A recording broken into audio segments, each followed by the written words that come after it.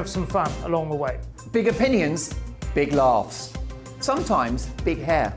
This is Headliners, the paper review show that won't send you to sleep like the others will. 11 p.m, 7 nights a week. Join us.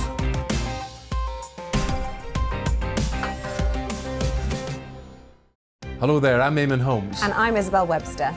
And we hope you can join us for Breakfast with Eamon. And Isabel. You make me laugh out loud, belly laugh. Is that important first thing in the morning? Yeah, absolutely. And there's me trying to be deadly serious. News is a serious business. Yeah, I have to rein you in sometimes. Well, it doesn't stop us laughing at it. It doesn't stop us having an opinion on what's going on. Yeah. And it certainly will not stop us reflecting what you think. Weekdays from 6 to 9:30 on GB News. I'm Dan Wootton. Join me Monday to Thursday from 9 to 11 for the feistiest and most fun news debate on TV, where free speech reigns. I'll bring you a sharp take on the day's biggest stories, bombshell newsmaker interviews, and A-list guests. And I guarantee you, no spin, no bias, no censorship, and no reason to go to bed. That's Dan Wootton tonight, Monday to Thursdays from 9 on GB News.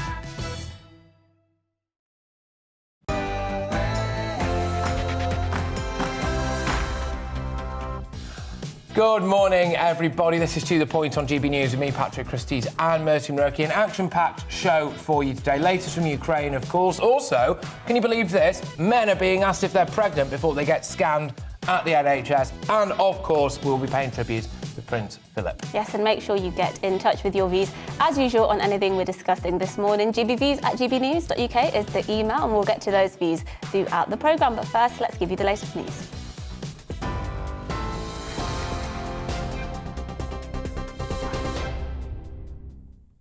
Good morning, it's 10 o'clock. I'm Tamsin Roberts in the GB newsroom. Sanctioned oligarch Roman Abramovich is set to appear today in peace negotiating talks in Turkey. It follows claims that he and 2 Ukrainians may have been poisoned during negotiations in Kiev earlier this month. Well, now, the meeting in Istanbul is the first face-to-face gathering between negotiators in more than 2 weeks. Ukraine's foreign minister has advised the team not to eat or drink anything and to avoid touching surfaces. Well, Roman Abramovich's biographer, Dominic Midgley, told GB News the reports of poisoning stem from a credible source. Comes from Bellingcat, which is the investigative news website that exposed the underpants poisoning of Alexei Navalny, Putin's most prominent critic, you could argue. And obviously, truth is the first casualty of war. The idea is that Kremlin hardliners are behind this. They want to sabotage the talks. The Ukrainians and the Americans don't want to sabotage the talks, so they're sort of poo-pooing it. 20 fixed penalties are set to be issued for lockdown-breaching parties at Downing Street. The Met Police says they'll be referred to the Acro Criminal Office, which will be responsible for handing out the fines. A dozen events were investigated, and the Prime Minister is said to have attended as many as 6. Scotland Yard says there could be more referrals in future. P&O Ferries has told the government it can't rehire its fired staff. In a letter to the Transport Minister, the Chief Executive, Peter Hebblethwaite, says complying with the government's request will deliberately cause the company's collapse. He also says he will not resign. The government has threatened to introduce a package of measures to block P&O Ferries from replacing around 800 sacked staff with agency workers who are being paid below the minimum wage. Buckingham Palace says the Queen will attend the Duke of Edinburgh's memorial service at Westminster Abbey this morning. The service will include elements Prince Philip had planned for his own funeral, which weren't allowed due to COVID restrictions.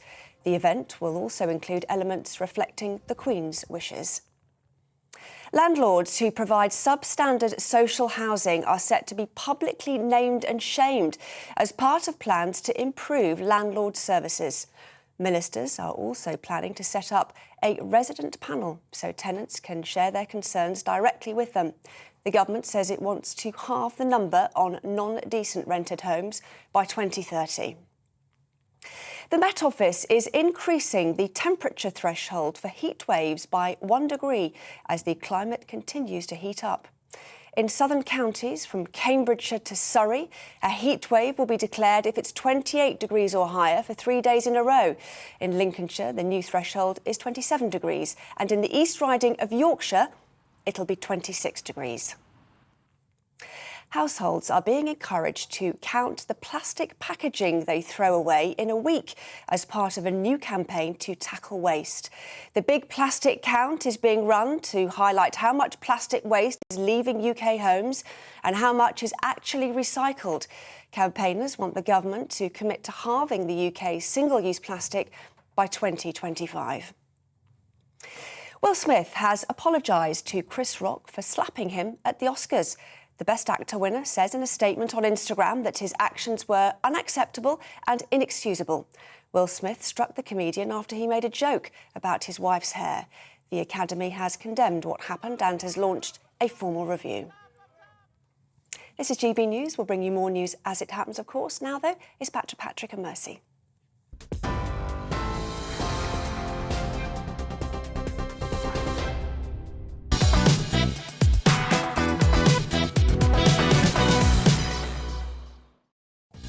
Good morning. This is To The Point on GB News with me, Mercy Muroki, and Patrick Christys. We're on your TV, radio and online, and we've got a great show lined up for you today, so here's what's on the menu. Well, the Queen is expected to attend a memorial for Prince Philip at Westminster Abbey later this morning. It'll be the first public event attended by the monarch this year. He's, of course, been suffering from a spell of ill health. Monarchs from right across Europe, and indeed the world, actually, will be there to pay their respects to Prince Philip, who sadly passed away, of course, on the 9th of April last year. Yes, and we will no doubt remember those images of Her Majesty grieving at the funeral where she was forced to sit alone because of COVID restrictions. Well, on that note, we're expecting fines relating to Partygate to be issued today. Of course, one of the dates investigated occurred the day before Philip's funeral, where we saw those images of Her Majesty. So we'll be bringing you the latest on that as well. Yes, indeed. And after the P&O Ferry scandal, which saw 800 staff fired, only for the company to rehire agency staff at a cheaper rate, some on less than £2 an hour, by the way, the government plans to force all ferry operators operating from British ports to pay at least the national minimum wage. Yes, we've got that coming up and much more as well across the programme, and you can get in touch with your views, GBViews at gbnews.uk. We'll get to as many as we can over the next 2 hours, but first, Patrick gives his views on remembering Prince Philip.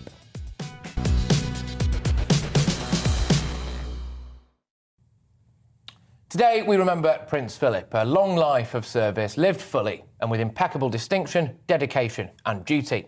It will be a service of thanksgiving, a celebration of his life and achievements.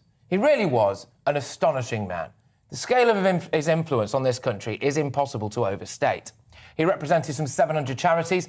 Members of 500 of them are due to attend today's service. He founded the Duke of Edinburgh Award. His role in conservation and environmentalism showed foresight beyond his era. And of course, he was instrumental in repositioning Britain on the world stage with the scaling back of the empire. He was our dear Queen's strength and stay, her rock. His quick wit and sense of fun shone through in that unmistakable twinkle in his eyes.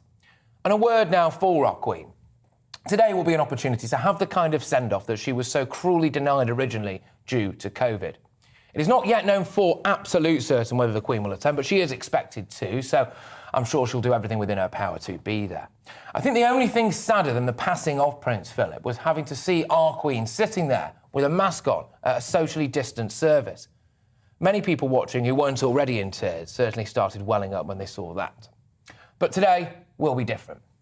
It is set to be a slightly sombre symphony of celebration involving the armed forces, recipients of the Duke of Edinburgh Award and his family. Unfortunately, not all of his family, though. Representatives from many royal families around the world will be in attendance. Apparently, Prince Albert of Monaco, representatives from the old Romanian and Bulgarian thrones, the Prince and Princess of Jordan, the Crown Prince of Bahrain, they've bothered to make the journey.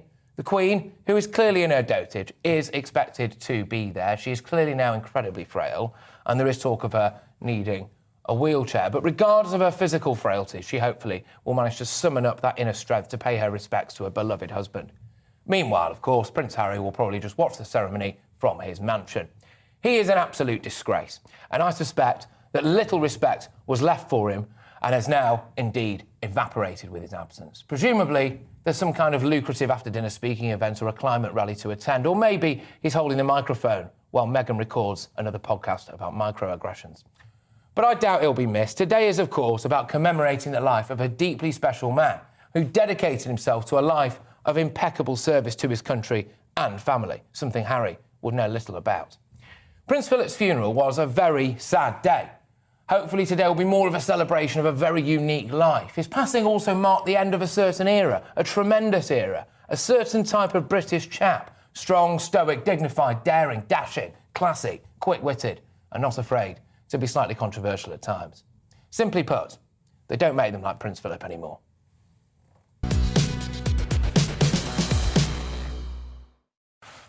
Yeah, it's very well said, I think. You're welcome. Well, I think what I liked about Prince Philip was he was full of life, and obviously that did sometimes lead to some gaffes, some controversial comments, but I sort of liked that because he still had this air of being a gentleman, and he was, of course, and he was so dedicated to Her Majesty, and obviously, you know, you could just tell their marriage was incredibly strong. I mean, of course, we'll never know any of the details because the royal family would never tell us anyway, but his dedication to her was incredible, and I kind of like the idea of having this person who you almost never know what they're going to say, and you kind of have your head in your hands whenever they're speaking to somebody. It gave him a lot of character, and you know, we need a lot more character sometimes in the royal family. I agree. Quite stiff sometimes. It's those things of, like, you know, on old royal tours when he was going around to various different countries. It's like, no, Philip's walking towards the locals. No, and then you kind of like shepherd him away. Yeah. But no, look, I think, you know, all joking aside, really, it is going to be an opportunity, I think, for the nation, but also especially for our dear Queen, of course, to have that kind of send-off, hopefully anyway, for him. Yeah. That, like we said, was tragically denied. Yes, well, joining us now is Jennie Bond, who's the former BBC royal correspondent. Thank you for your time this morning. So just tell us what we can expect from today, from the mood, from who's going to be attending, to what the Queen might be feeling today. Well, obviously, it's going to be a particularly poignant day for the Queen. This is the day she's been saving herself for, really. We all know she's got great difficulties with mobility rather than physical frailty. It is the mobility issues that are so difficult for her. As you know, she said just a few weeks ago, I can't move, she said. So she's been saving herself to come to this service as best she can. She'll probably come through the back door of Westminster Abbey. It's a much shorter route to her seat. And I think the cameras will be trained away from her, probably on her entrance and exit, as much as is possible. She wants to be seen to be as dignified as she is. She's a very dignified lady, but she wants to pay tribute to her beloved husband in Westminster Abbey, where 75 years ago they were married. No, indeed. And we all remember, don't we, those really depressing scenes of the Queen, bless her, with that mask on, sat on her own at the actual funeral. Today is going to be a bit different, isn't it, I think? Today is going to be more of a service of thanksgiving, dare I say, somewhat of a celebration. Is that correct? Well, that's the intention, but obviously it's going to be a very sad occasion. I mean, a lot of the elements of this service would have been the funeral service she would have wished and the Duke had planned himself. As you mentioned, there'll be representatives from all his charities. The award winners, the Gold Award winners from the Duke of Edinburgh's award, are going to mount a guard of honour. And one Gold Award winner is going to pay a special tribute and describe how winning that award changed her life, gave her her first job, and she now has a very distinguished career. And I think the Dean of Westminster, you mentioned some of the things he's going to say. I think he's absolutely got bang to right the character of the Duke, talking of his rare ability. He was a man who always directed attention away from himself, and that is true. And I think particularly interesting is the Dean's remarks that he says Prince Philip understood his rank as a spur to service. And that resonates, actually, particularly with all the controversy over William and Catherine in the Caribbean, and William at the end of that troubled tour saying that he just wants to be of service. That's how he sees his role, not telling people what to do, but being of service. And that is a reflection of what his grandfather believed in. And of course, Catherine and William will be there this morning, along with all the senior members of the royal family, except, as you say, Prince Harry. And I was just going to ask you about that. He will be the obvious missing person, the omission in all of this, won't he? Why? It's because of the ongoing row about security. He wants the Metropolitan Police to provide security for him. He's suing the Home Office, or taking them to court anyway, to try to get them.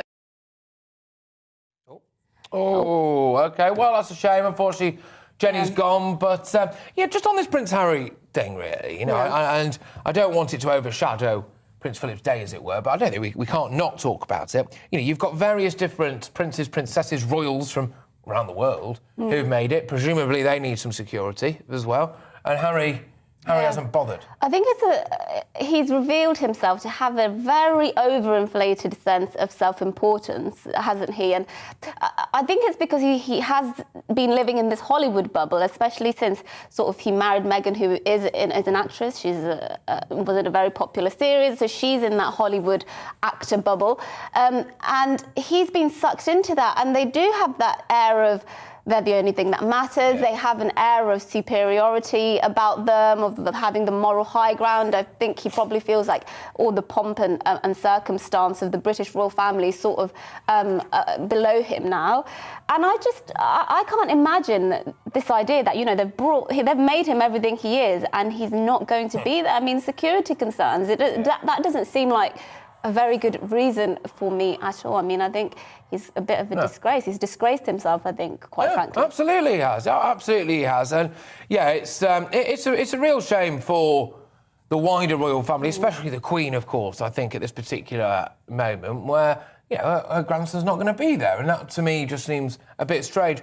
I can only go off, you know, my own personal relationship with my grandma. I'm very lucky to have a great relationship with my grandma. And yeah, I couldn't imagine not being there, even after I'd fallen out with absolutely every single other member of my family. There's no way I wouldn't. And you'd be there just to support, you know, your grandmother, the Queen. I don't think she's wronged him at all, has she? I mean, it seems like all the problems do stem from him and what he has, his attitude, shall we say. I'm sure they've had various spats with other members. But something tells me he's the childish one in all of this, and he's the immature one. I don't see how a mature adult could not attend something like this for your deceased grandfather. You know, your late grandfather. I don't get why you wouldn't. I can't find a reason to rationalise it personally. Not at all. Now, Alison's been in touch. GBViews at gbnews.uk. Thank you very much. A lot of these emails flooding in. The Duke of Edinburgh is a great example to us all, and I think he really is. He really was, wasn't he? Because something like 700 charities he was involved in. He obviously was ahead of his time when it came to environmentalism, etc. But he was also just his kind of character generally, really. He had that quick wit, didn't he? Yeah, and we were saying there, he had this sense of duty, didn't he? And we know earlier, sort of in their marriage, he did say he feels like a bloody amoeba or whatever it was, didn't he? What am I, just a bloody amoeba? Because he felt like she was like the important person, and his role had been very much minimised, but he still continued to serve the Queen and the country. Definitely. Right, I believe we've got Jennie Bond back, royal correspondent. Thank you very much, Jennie. Sorry to have lost you there. Just talk to us a little bit about Prince Philip's attitude to his service. I believe you were going down that route earlier on, because he did have to not play second fiddle to the Queen, but that must have been, for a man of his type of character, that must have been quite tricky initially. People probably forget that he was as royal as the Queen. He had a lot of royal blood, and of course many of his distant relations, the European monarchy, will be at the service today. So it was tricky for him to give up his naval career and to, figuratively and really actually walk a couple of paces behind the Queen at most occasions. But she was very wise in that she let him wear the trousers and be the man of the States. And at Balmoral and at Sandringham, and he was the head of the family. And it was a very deep relationship that they had, a long and enduring marriage. So on the marriage, he was the leader, but obviously he had to give way to her in public life, and that was tough. Yeah, no, and Prince Andrew is expected to be there, is that right? Is he going to provide much of a distraction, do you think? Well, I hope not. As I was trying to say earlier before we lost the line, this isn't about a day about Prince Harry. This isn't a day about Prince Andrew. This is a day about the Duke and about the Queen. But yes, Prince Andrew is going to make his first public appearance since the controversial court case that was settled out of court, the sexual assault case. He will be there with his daughters and with their husbands. As far as I can ascertain, the Duchess Fergie has not been invited. That would figure because she did not have a good relationship with the Duke of Edinburgh. But yes, we will see Prince Andrew, but it's not about him. No, Jennie, look, thank you very, very much. Great to have you on the show, and thanks for coming back to us as well. Jennie Bond, former BBC royal correspondent. So there we go. Right, well, look, keep these views coming in. GB Views at gbnews.uk. I know it's interesting there that Jennie said it's not about Prince Harry. There are a lot of very strong views about Prince Harry in the inbox, but we can go to those a little bit later on. And yes, so thank you very much, everyone. Make sure you keep those views coming in. Yes, we'll be back after this weather talking about Partygate with our political correspondent Tom Harwood. So stay with us for that. Hello again. A mixed bag across the country today, but it's going to turn colder for all of us over the next couple of days, starting across parts of the north today, but with some sleet and snow in the forecast for tomorrow and Thursday. Here's the bigger picture. As I said, it's pretty messy with a few weather fronts lining up, introducing increasingly colder air. We've got a lot of cloud and showers across parts of southern England, extending into southeast Wales and maybe parts of the Midlands. Then a drier, brighter zone with some sunshine over Northern Ireland, western Scotland, and then another weather front bringing more persistent rain and some hill snow to parts of northern Scotland. The colder air just starting to edge in here as well, so temperatures only in single figures. Elsewhere, still pretty mild. Obviously, considerably cooler than last week, but in the sunny spells, 14 or 15 is possible. Still a few showers then to come this evening over northern England, and this zone of wet weather continuing to track southwards, and the showers turning more and more to snow over northern Scotland. And it could turn quite icy here as well through the early hours. Meanwhile, across the south, it turns a little drier. Again, relatively mild across the south, but that colder air means a pretty extensive frost forming by Wednesday morning across Scotland, and still a potential for icy conditions here through the morning rush hour. Then we've got this zone of wet weather, which is just expanding. It is mostly rain through the day across Northern Ireland, Northern England, parts of Wales, but over the hills of Northern England, starting to turn a little bit more wintry, and the showers still falling as snow over Northern Scotland. A largely dry day in Southern England, but late on there'll be some showers getting into parts of the southwest and South Wales. And then it's during Wednesday evening that we're a bit concerned about this zone of wet weather tracking southwards and turning more and more to sleet and snow. It's going to be a messy mixture, most of the snow over the hills, but there is a chance you could wake up on Thursday morning to a covering of snow in parts of the Midlands and southern England. Cold air is pushing its way southwards. It is going to feel an awful lot colder for all of us by the end of the week.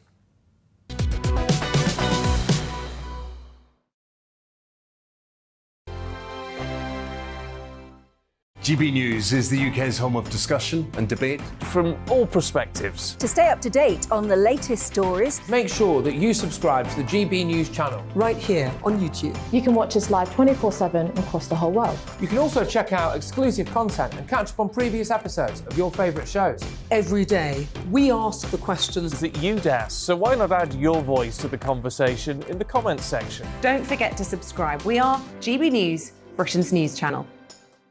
Every night at 11 on GB News, we bring you the next day's stories the day before. Basically like time travel. If it's a big story, we'll cover it, guaranteed. But we'll also have some fun along the way. Big opinions, big laughs. Sometimes big hair. This is Headliners, the paper review show that won't send you to sleep like the others will. 11 p.m, 7 nights a week. Join us.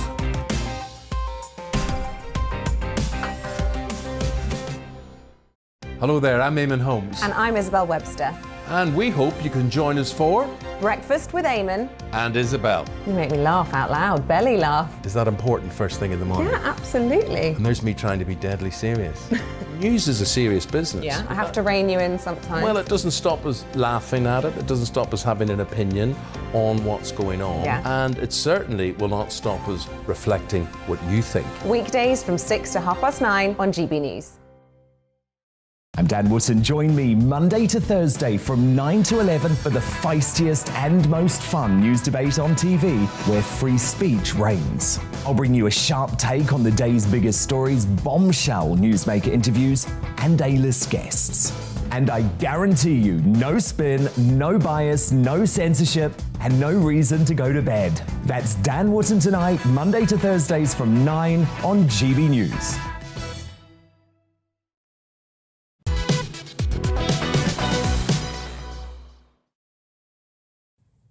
Well, morning everyone. It is 10:24. This is To The Point with me, Patrick Christys, and Mercy Muroki on GB News, and we are live on your TV and radio and online this morning. Yes, now Scotland Yard has confirmed that 20 fixed penalty notices will be issued today as part of its investigation into lockdown breaching parties at Downing Street. Prime Minister Boris Johnson and his government have been battered by reports of staff parties during COVID restrictions. Well, the Metropolitan Police investigation into 12 events held across government was launched in late January, and these are the first fines to be announced. Yes, well, joining us now is our political correspondent, Tom Harwood, who can tell us more about this. Tom, I think the question on most people's lips is, do we know if this includes the Prime Minister? Has he been issued with one of these fixed penalty notices? Well, I'm sorry to disappoint both you and everyone watching, because we don't know yet. Now, Number 10 has said that they will announce if the Prime Minister is issued a fixed penalty notices. They will tell us. That will come from Number 10, not from the Met Police, because the Met Police, in their statement that they released actually just an hour ago confirming these 20 notices, they are also saying they will not name who they have issued a notice to. And indeed, they will not even name the specific events that attracted those notices, for fear that that could lead to some sort of jigsaw identification. So really, in terms of who has been fined, we'll only know if they tell us. And why is that then? Why wouldn't they just tell us who's been fined? Well, there are many, many protocols that the police have when it comes to issuing notices. Just because this affects Whitehall, Downing Street, civil servants, political advisors and indeed ministers, that doesn't mean they should be treated differently to how ordinarily the fixed penalty notice structure is laid out, where the police wouldn't announce to the public the names of those who they had issued those notices to. And so just explain to us a bit what a fixed penalty notice is, because most people would have heard of them, I suppose, in relation to sort of parking or those kinds of things. What will these actually entail? Will they be saying you have to pay X amount of money? Do we know what kind of fines that would be? Yeah, these are basically fines. These are the fines that were issued to a number of people over the course of the various lockdowns that the pandemic caused over the last 2 years. So the interesting thing about these fixed penalty notices is if you are sort of caught as a repeat offender, those amounts of cash that you have to pay rise with each subsequent offence. And whilst the Met Police have announced 20 fixed penalty notices, that could be for a smaller number of people. It could be that there are a much smaller number of individuals that those notices apply to, and that some individuals may have multiple notices. OK, that's interesting stuff, actually. But is this the end of Partygate now? Once this is done, can we just shut up and forget about it? Well, the Prime Minister will certainly be hoping so. However, the Met Police did announce this morning, around an hour ago in their statement, that these are the initial sanctions that they're handing more out. Of it, is there? Well, this is the case. They had such a huge amount of evidence and data to roll through. These are basically the easy ones. They're open cases, likely cases where some individuals have admitted to wrongdoing. The Met Police said that they would continue to investigate, and there may well be some more to come. However, given that it's taken a number of months to get to this point, I struggle to think how many more months of digging around would actually produce the evidence to produce more fines. Maybe they need to say this to cover some political bases, because, of course, there's a lot of political pressure. A lot of people want to see the Prime Minister get issued with a fixed penalty notice. A lot of people have made up their minds that the Prime Minister did wrong. Although, looking over the course of this pandemic, the Met Police didn't always fine people who they stumbled into, who are holding parties. Many people who are holding parties got the initial response, which was first explain, and then ask, and then there are several stages before they would actually issue a notice. So I suppose there's a question as to whether we're holding government to a higher standard than all the ordinary Brits over the course of the last 2 years. Isn't the irony of this that these fines will be handed, I'm guessing, to civil servants and the like in a personal capacity, so they're fining the individual rather than an office, for so to speak. Technically, some of them will use taxpayer cash, which we pay them to pay the fines that, you know, they're being handed by the police for breaking their own rules. It's a bit of a circular system, isn't it? But I suppose that's the case when people are employed in the public sector. I mean, they pay tax as well, which I've always found as absolutely bizarre. You know, you're paid a wage by the government, and then the government takes a bit of that wage back. I mean, it's ridiculous. But hey, that's what happens when we have a significant amount of the economy controlled and funded by the taxpayer. Yes, indeed. Well, Tom. So Tom Howard there, you came on, you said you'd disappoint us and the nation. You didn't do that, you know, you didn't do that. You've actually revealed that we're paying these fines. So there we go, that's a great day, isn't it? I want an invite to the next party now. I feel like we've done enough to get on the guest list. Well, I mean, if we keep talking about it, we might not. However, if we shut up about it now, maybe we can partake in those suitcases full of wine. Yes, indeed. I've got one just out there, actually. Tom Howard, thank you very, very much. Right, Thank you, Tom. Yes, let's go to some of your views before we take a short break. Somebody here says, Paul, does his behaviour... Prince Harry's behaviour show how good the Palace PR unit was. This is, of course, in relation to the Duke of Edinburgh's memorial service. He said, did it create the Jack the Lad, man of the people persona to disguise his real nature? So, Paul, they're questioning whether actually Harry was like this all along, and the Palace PR was so good that it managed to sort of keep him in good stead in the public eyes. I mean, I would suggest politely that he method acted at that for quite a number of years. He did, you know, make some pretty daft decisions. So there is a strong argument to be made that his judgment has never been particularly good. Went to a lot of good parties as well, by the looks of things. So, and of course, some of those were fancy dress. Anyway, right, we're going to be continuing with the inbox. Now, Prince Philip was an amazing man, he really was. Just Harry must never be forgiven. Gosh, this is from Janet. Janet's got some strong stuff to say about Prince Harry. I mean, I don't see how you can forgive Harry for not attending his own grandfather's memorial service. I think that counts as unforgivable. Not many things do, but I think his behaviour counts as unforgivable for now. But I suppose it's not up to us, is it, to forgive him, really? So there you go. But after the break, peace talks between Russia and Ukraine continue today amid news that Chelsea owner Roman Abramovich was poisoned in an earlier round of negotiations. It's interesting he's turning up to another round, isn't it? Well, we'll have the latest on that. But before that, a look at this morning's news.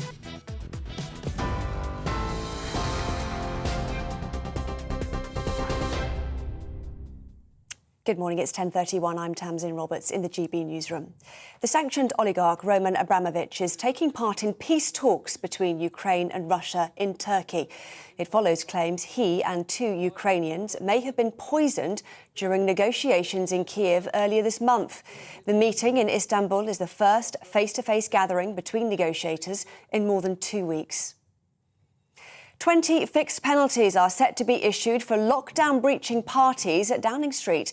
The Met Police say they'll be referred to the Acro Criminal Office, which will be responsible for handing out the fines. A dozen events were investigated. The Prime Minister is thought to have attended as many as 6. P&O Ferries has told the government it can't rehire its fired staff. In a letter to the Transport Secretary, the Chief Executive, Peter Hebblethwaite, says complying with the government's request will deliberately cause the company's collapse. He also says he will not resign. The government has threatened to introduce a package of measures to block P&O Ferries from replacing around 800 sacked staff with cheaper agency workers. Buckingham Palace says the Queen will attend the Duke of Edinburgh's memorial service at Westminster Abbey this morning. The service will feature elements Prince Philip had planned for his own funeral, which weren't allowed due to COVID restrictions. The event will also include some of the Queen's wishes. Will Smith has apologised to Chris Rock for slapping him at the Oscars. The Best Actor winner says in a statement on Instagram that his actions were unacceptable and inexcusable. The Academy condemned the move and has launched a formal review. TV, online and DAB+ radio. This is GB News. Don't go anywhere, though. Patrick and Mercy will be back in a moment.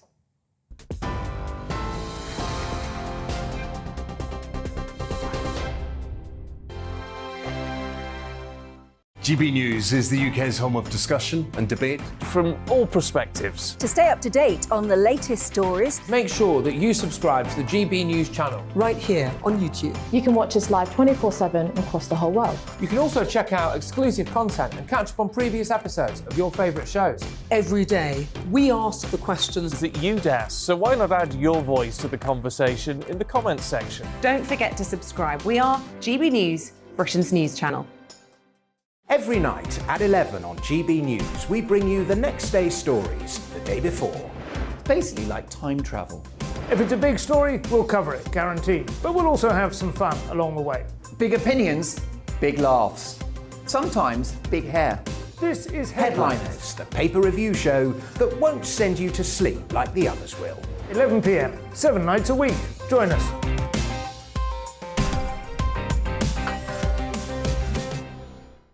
Hello there, I'm Eamon Holmes. And I'm Isabel Webster. And we hope you can join us for Breakfast with Eamon. And Isabel. You make me laugh out loud, belly laugh. Is that important first thing in the morning? Yeah, absolutely. And there's me trying to be deadly serious. News is a serious business. Yeah, I have to rein you in sometimes. Well, it doesn't stop us laughing at it. It doesn't stop us having an opinion on what's going on. Yeah. And it certainly will not stop us reflecting what you think. Weekdays from 6 to 9:30 on GB News. I'm Dan Wootton. Join me Monday to Thursday from 9 to 11 for the feistiest and most fun news debate on TV, where free speech reigns. I'll bring you a sharp take on the day's biggest stories, bombshell newsmaker interviews, and A-list guests. And I guarantee you, no spin, no bias, no censorship, and no reason to go to bed. That's Dan Wootton tonight, Monday to Thursdays from 9 on GB News.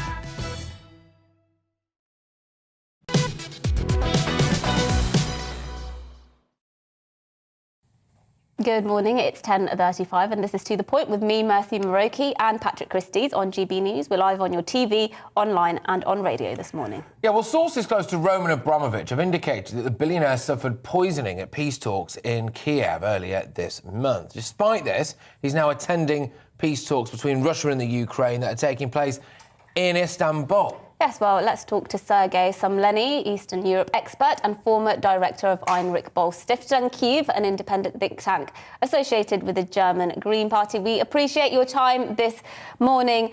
Has this been confirmed that he was indeed subject to perhaps a chemical attack? Hi, and thank you for having invited me. Dealing with Moscow, you can never be sure you have not been poisoned.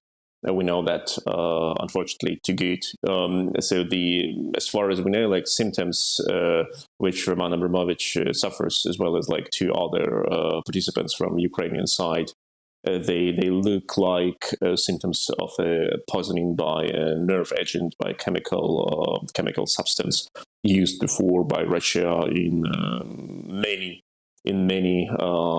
attempted assassinations and successful assassinations. So we can believe that there were like some things which could be identified as an attempt to poison a person, to warn a person, to kill a person. We never know. Do we know what the state of Vladimir Putin and Roman Abramovich's relationship is currently? Because I read yesterday that Abramovich apparently flew to give Putin a handwritten letter from Zelensky, and apparently Putin said, "Tell him I will thrash them." But obviously, you never quite know what to believe, do you? But is Abramovich still very close to Putin, or do you think they're falling out a bit over this? Well, when we speak about Vladimir Putin and his relations to the oligarchs or to his close circle, we need to understand that for Putin, all people are divided into three categories, marionettes who are loyal, enemies who need to be fight back or contained, and the traitors. And the traitors need to be destroyed. There is no way for a loyal subject of Vladimir Putin who has opposed him publicly or undercover to become an enemy. Because enemies can be spared, but traitors not. And this is an old KGB moral That has happened like to the couple of Skripals, for example, or to Litvinenko. They all were traitors for Vladimir Putin and therefore needed to be killed. That has happened to Boris Berezovsky. That has happened to Mikhail Khodorkovsky. That has happened to Gusinsky. There's all the oligarchs who were pretty loyal to Putin, but then turned against him, and therefore they turn to those who cannot be forgiven. If Roman Abramovich has crossed the line and somehow insulted Putin or demonstrated that he is not loyal anymore, it can go very, very bad for him. But we don't know. We never know. Like, we know that Vladimir Putin is isolated now from many things. Like, we have seen all his photos with his own foreign minister and defense minister sitting on a distance of 20 meters. Yeah. We know he spends a lot of time in his bunker. We know he receives information in very short dosages. We don't know what happens in his head and how paranoid he becomes and how does he judge reality. But anyway, as soon as you are identified as a traitor by Putin, your life is in danger. Your life is in danger, found having committed suicide with 2 bullets to the back of the head, no doubt. But, when it comes to Putin, his health, you alluded to some elements of it there. Just run us through. So he spends a lot of time in his bunker, does he? And he sitting so far away from everybody. There are strong rumours about his ill health. What can you tell us about that? Well, the rumors about health of Vladimir Putin have been spread many times, and I believe that most of these times deliberately to give an impression there is no need to fight Putin because he's so ill, he will resign in a couple of months. And if you look closer at the history of Russian oppositional protests, you see as soon as Russian opposition gained some movement and momentum, there came rumors that Putin is so ill he will disappear from the political landscape in 2 months. So don't fight; everything will be done by itself. So now we cannot say it. We know that Vladimir Putin is extremely paranoid. We know that when he meets and it's not just from now; it's since years. When he met people who should have been fishers in Russian North, or churchgoers on the Easter holiday, or people from firefighting brigades, some 5 years ago, they were the same people from his personal security who were just dressed up as if they were these firefighters, fishers, or churchgoers. You can identify them on their faces. They look really like very common Russians, very simple faces. You can find these people on every street, but they are his security service agents. So he surrounds himself with people he may trust, even when he wants to demonstrate to his own people that he is so close to people. So I believe that amid the COVID pandemic and amid the current war, these paranoid tendencies have just grown and reached some crazy volumes. And of course he spends his time in his bunkers because he has built so many of them in Altai mountains, on Volga, in Siberia, in northern Russia.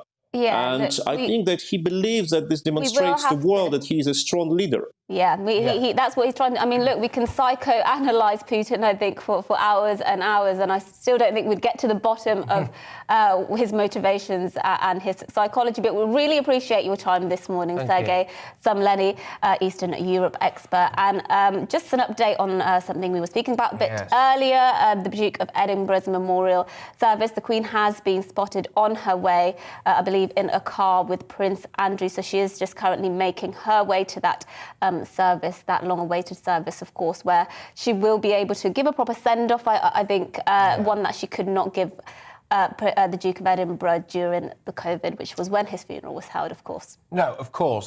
So anyway, we'll be bringing more on that, of course, as it develops throughout the morning. But now, if you went back in time 10 years ago and told people that Donald Trump would not only be elected US president, but would also be involved in brokering peace to the Middle East, you might have got some strange looks. However, that is what's happened with the Abraham Accords. Israel signed peace and normalisation agreements with Morocco, the United Arab Emirates and Bahrain. Yes, well, in a further sign of thawing relations between Israel and Arab states, foreign ministers from the UAE, Bahrain, Morocco and Egypt all went to travel to southern Israel for a special summit where they were joined by Israel's foreign minister and US Secretary of State Antony Blinken.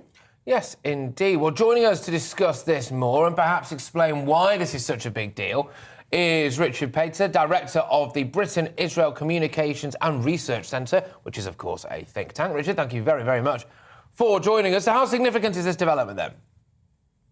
Thank you very much for having me, first of all.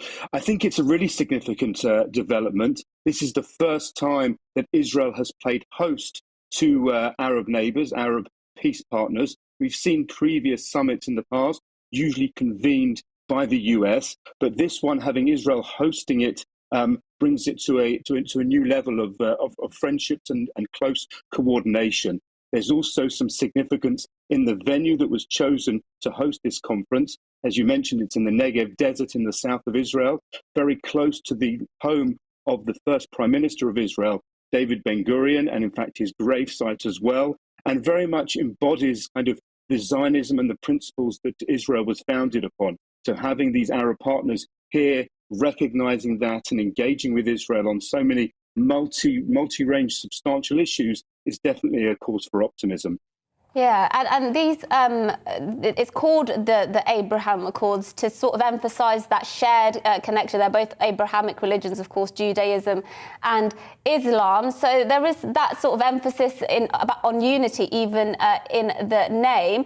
How much unity is there really in the positions of these two sides substantively? Is this all just diplomatic appearances, or is there actually substantive movements in the thawing of relations between the two sides?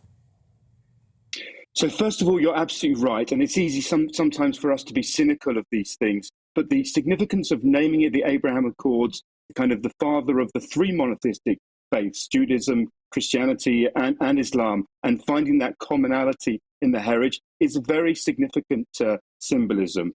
As I mentioned, kind of when you look at Israel has developed bilateral close ties with all of those countries that participate in this conference, and they're now trying to bring this regional element to it as well. There's no doubt that the top line and kind of the timing of it is around the concern over the return of the nuclear deal with Iran and the shared threat that Iran poses to Israel and the other Sunni Arab countries as well. Yeah, and what role has Donald Trump had in all of this, then? So I think I can't think of another US policy that has kind of survived the continuity from Trump through to Biden. And I can't think of any other Trump policies offhand that I would seek to kind of to promote and to endorse. But this one has worked. It started off kind of as partly quite an engagement of kind of Trump new deals who knew kind of to bring that element of bringing the sides together. And so it's proved that nature has only been enhanced now by the partners themselves. And I think it's significant, again, that the US didn't host this, but although this was started off by a US initiative, it now has taken on a life of its own and across kind of a whole range of sectors: economic cooperation, energy concerns, green energy, and security. There are many issues that Israel shares with their neighbours that they're now able to work together, hopefully for a better future for everyone. Good stuff. Richard, thank you very much. Richard Pater, Director of the Britain-Israel Communications and Research Centre.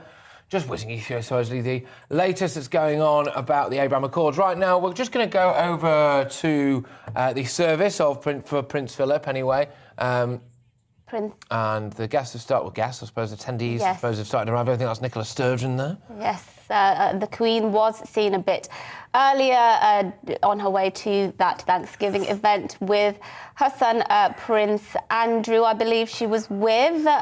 This is, of course, a service of Thanksgiving being held. We are expecting many people to be there, not least the hundreds of people who were represented by some of the charities that the Duke of Edinburgh was a patron of. We were also expecting lots of politicians, British politicians, and Also, Exactly. lots of princes and princesses from abroad as well, other monarchies. Indeed, yes, quite a lot of them actually. Prince Albert of Monaco is supposedly going to be in attendance, the Crown Prince of Bahrain, the Prince and Princess of Jordan. That's Rishi Sunak there, the Chancellor of the Exchequer. Making his way in. And just for our radio listeners as well, we've got a row of people really on either side as you walk into the Abbey. And these people represent various different things that were close to Prince Philip's heart. So you've got the cadets there, you can see that you've got representatives from the Navy and what looks as well to be representatives from the Duke of Edinburgh Award, I would suspect anyway, it certainly appears that way. There are crowds gathering out there at the moment, as we can see, filling Parliament Square as well. And this is the kind of public send-off, isn't it, really, that the Duke was denied, I suppose. Yes, of course. There are 500 representatives, to be specific, from the Duke's charities. And a bit earlier, actually, we saw Priti Patel, the Home Secretary, walking alongside Dame Cressida Dick, who is, well, was, I suppose, the Met Police head. Behind them was London Mayor Sadiq Khan as well. I think they've probably now arrived to Westminster Abbey. The Queen is on her way. She is yet to arrive, but of course we will keep on those pictures for you, keep on top of those, and we will be showing you the images of the Queen as she arrives with And it's such an important thing, that, isn't it? Because for a very, very long time there was umming and ahhing about whether or not the Queen would indeed be able to make it, bless her. And she now apparently is very much on the way, apparently, with Prince Andrew. And, you know, I think this is a really poignant moment for her, really, and actually just shows what kind of lady that she is and how lucky we are to have her, because, you know, she's in her dotage, I think it's fair to say. There's been talk of her, you know, leaving Buckingham Palace for good, going to Windsor. She's had some COVID scares, hasn't she, as well, recently. We've got Priti Patel arriving now, actually, as well, as she... Yep, there she is. Walks in there, the Home Secretary. Yeah, and the Queen has even talked of whether or not this is true. It's just reports, of course, having a wheelchair lift fitted, for example, in her property, etc., etc., etc. But she doesn't want to come and be in a wheelchair, does she? She wants to come and demonstrate that she's still, I suppose, able-bodied, and it's just an incredibly stoic woman. Yes, and one notable absence from today's memorial service, from this Thanksgiving service, will be Prince Harry. We spoke about that a bit earlier on, but he is understood to not be attending today's Thanksgiving service. We spoke to a royal expert earlier who suggested it was because of security concerns. He is still involved in somewhat of an ongoing battle with the Home Office about whether he should be able to pay for his own security and use sort of Met Police security protection. That was denied by the Home Office a couple of months ago. So he's still embroiled in that. That's suspected to be why he is not attending today. Of course, many will see that as an unforgivable thing. This is, of course, his grandfather. He wasn't able to attend a proper funeral, a proper send-off for his grandfather because of those COVID restrictions. So that will be one certainly notable absence. Absolutely. I'm just going to try and run you through, actually, the order of service for Prince Philip's gathering today. So initially, which is what we're seeing now, really, is people such as the Deputy Speaker of the House of Commons and various other politicians essentially arriving now.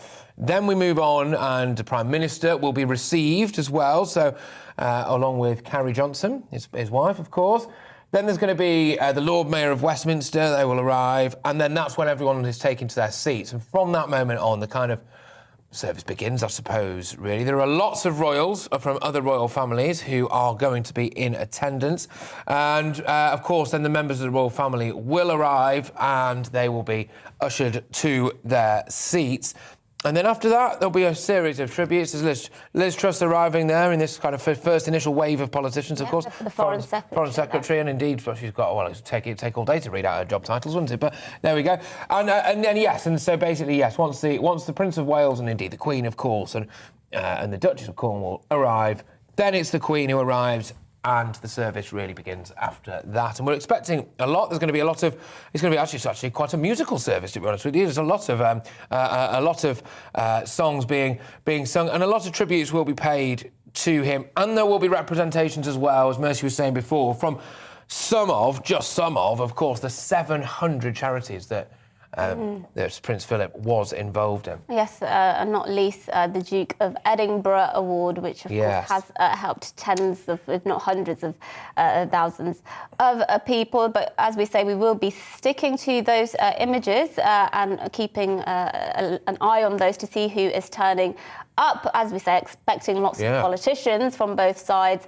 As we said earlier, London Mayor Sadiq Khan, the Met Police Commissioner, who has since resigned, was seen attending as well. We've seen there Liz Truss, the Foreign Secretary, the Chancellor as well, Rishi Sunak and Priti Patel attend already, and the Prime Minister is expected to be attending with his wife, Carrie Johnson, very shortly, and we will be bringing you those images as and when it happens. And apparently some of the older great-grandchildren might be in attendance as well. We'll have to wait and see about that. There's going to be a band, then there's going to be an honour guard, the choir, and then a tribute. So I imagine it'll be very moving, actually. It's a DfE Gold Award winner.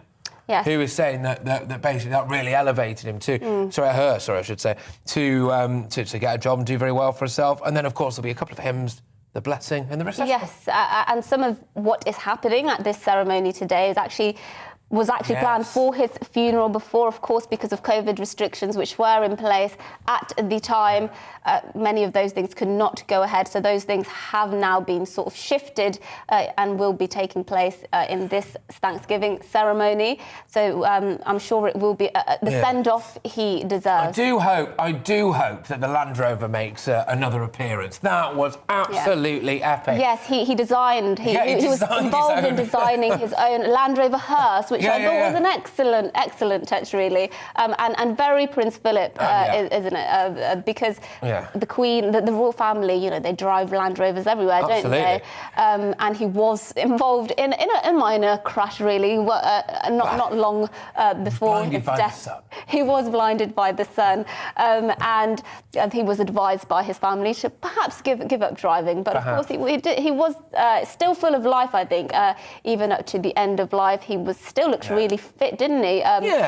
For his age, and you know, I'm sure his loss will be felt for many years in the royal family. But just look at the way that there is now. For our radio viewers, look, we're looking at Parliament Square now, and what you can see there is what looks to be anyway like several hundred people gathered. We've got a row of, I'd suggest anyway, some of them look very, very young, maybe representations of things like the Cadet Force, for example. You've also got there some military men and women and a few people from what looks to be the Duke of Edinburgh's award as well.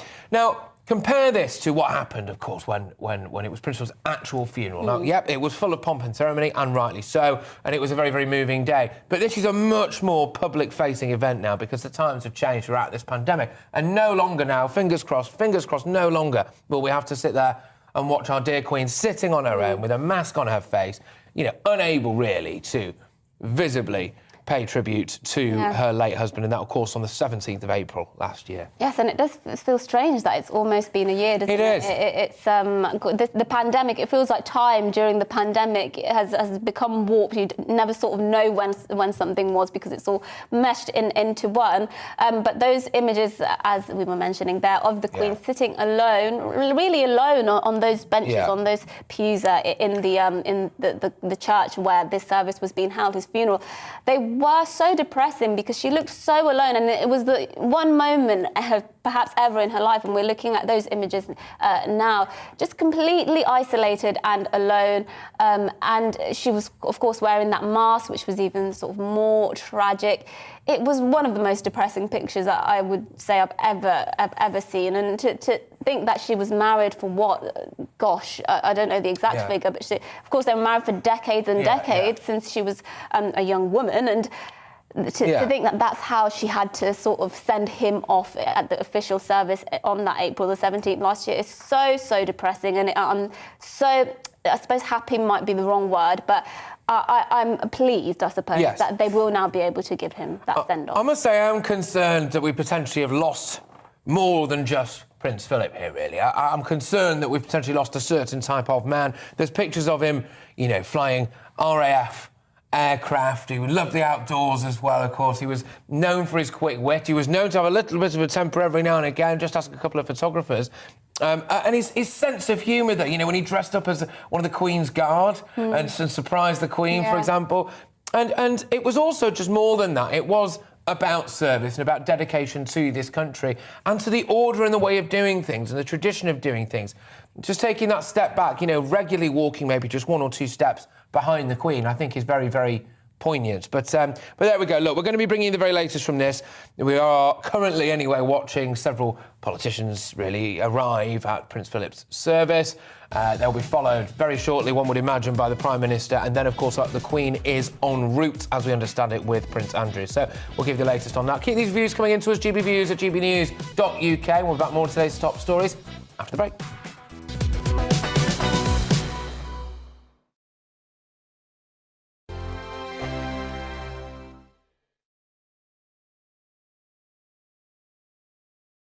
GB News is the UK's home of discussion and debate from all perspectives. To stay up to date on the latest stories, make sure that you subscribe to the GB News channel right here on YouTube. You can watch us live 24/7 across the whole world. You can also check out exclusive content and catch up on previous episodes of your favourite shows. Every day, we ask the questions that you'd ask, so why not add your voice to the conversation in the comments section? Don't forget to subscribe. We are GB News, Britain's news channel.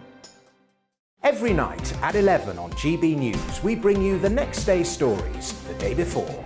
It's basically like time travel. If it's a big story, we'll cover it, guaranteed. But we'll also have some fun along the way. Big opinions, big laughs. Sometimes big hair. This is Headliners, the paper review show that won't send you to sleep like the others will.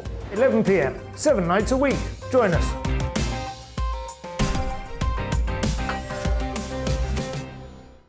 Hello there, I'm Eamon Holmes. And I'm Isabel Webster. And we hope you can join us for Breakfast with Eamon and Isabel. You make me laugh out loud, belly laugh. Is that important first thing in the morning? Yeah, absolutely. And there's me trying to be deadly serious. News is a serious business. Yeah, I have to rein you in sometimes. Well, it doesn't stop us laughing at it. It doesn't stop us having an opinion on what's going on. Yeah. And it certainly will not stop us reflecting what you think. Weekdays from 6 to 9:30 on GB News. I'm Dan Wootton. Join me Monday to Thursday from 9 to 11 for the feistiest and most fun news debate on TV, where free speech reigns. I'll bring you a sharp take on the day's biggest stories, bombshell newsmaker interviews, and A-list guests. And I guarantee you, no spin, no bias, no censorship, and no reason to go to bed. That's Dan Wootton tonight, Monday to Thursdays from 9 on GB News.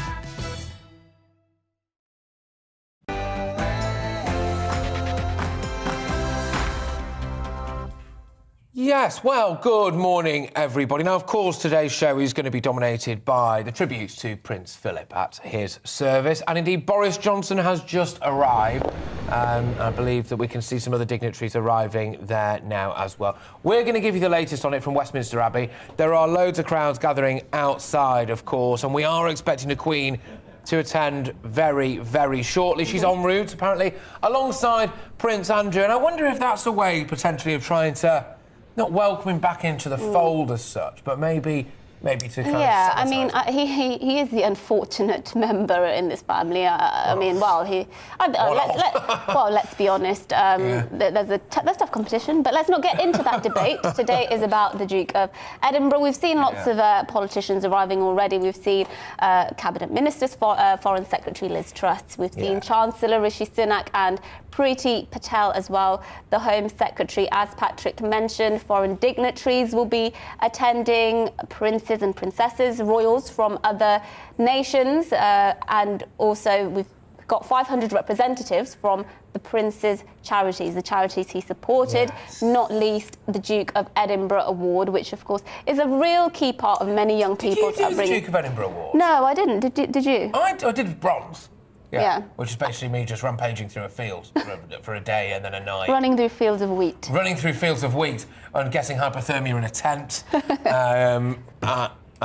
Basically, trying to sneak off to the pub without my teachers noticing. So, maybe for me, I didn't treat the Duke of Edinburgh Award with the level of respect that some people will. But there are many thousands of young people, tens of thousands, hundreds of thousands over the years, who have very much benefited from the Duke of Edinburgh Award, and it's given them employment skills, employability, and that has helped them get into the workplace. So you can't measure the impact that award in particular has had, let alone all the other charities he was either a patron of, he represented, or he just gave his support to. So a man of many talents, really. And even though Prince Philip is not going to be in attendance today, obviously, it's the fact that you're going to be able to see his fingerprints all over this service today. You're going to be able to see his doing all over the order of events, because this is really kind of what he planned for his original funeral, which of course was cut short, or curtailed, I should say, due to the coronavirus and restrictions that we had at that time.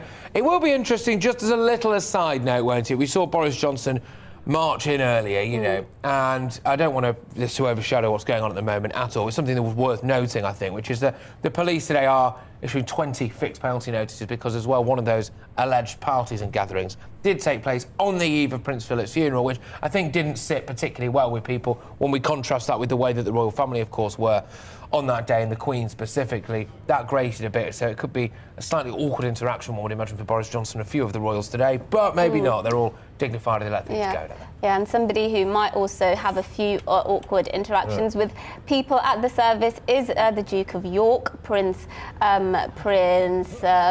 Andrew, Prince Andrew, because this is his actual first public outing since he settled that civil lawsuit, a reputed £12 million he had to pay to his accuser, Virginia Giuffre. So this is his first public outing. He has been seen alongside the Queen, his mother, in a car on his way to this service. So maybe a few awkward handshakes for him today as well. But as we say, a very poignant occasion for the Queen, who was not able to celebrate the Duke of Edinburgh's funeral properly, or to mark the Duke of Edinburgh's life properly because of those COVID restrictions and those very tragic pictures we saw of her isolated in that church on her own, wearing a mask because of COVID restrictions at the time. And ironically, all this comes today on a day where the police have announced that they've issued those fixed penalty notices to members of the government and employees of the civil service, and I'm sure some advisors as well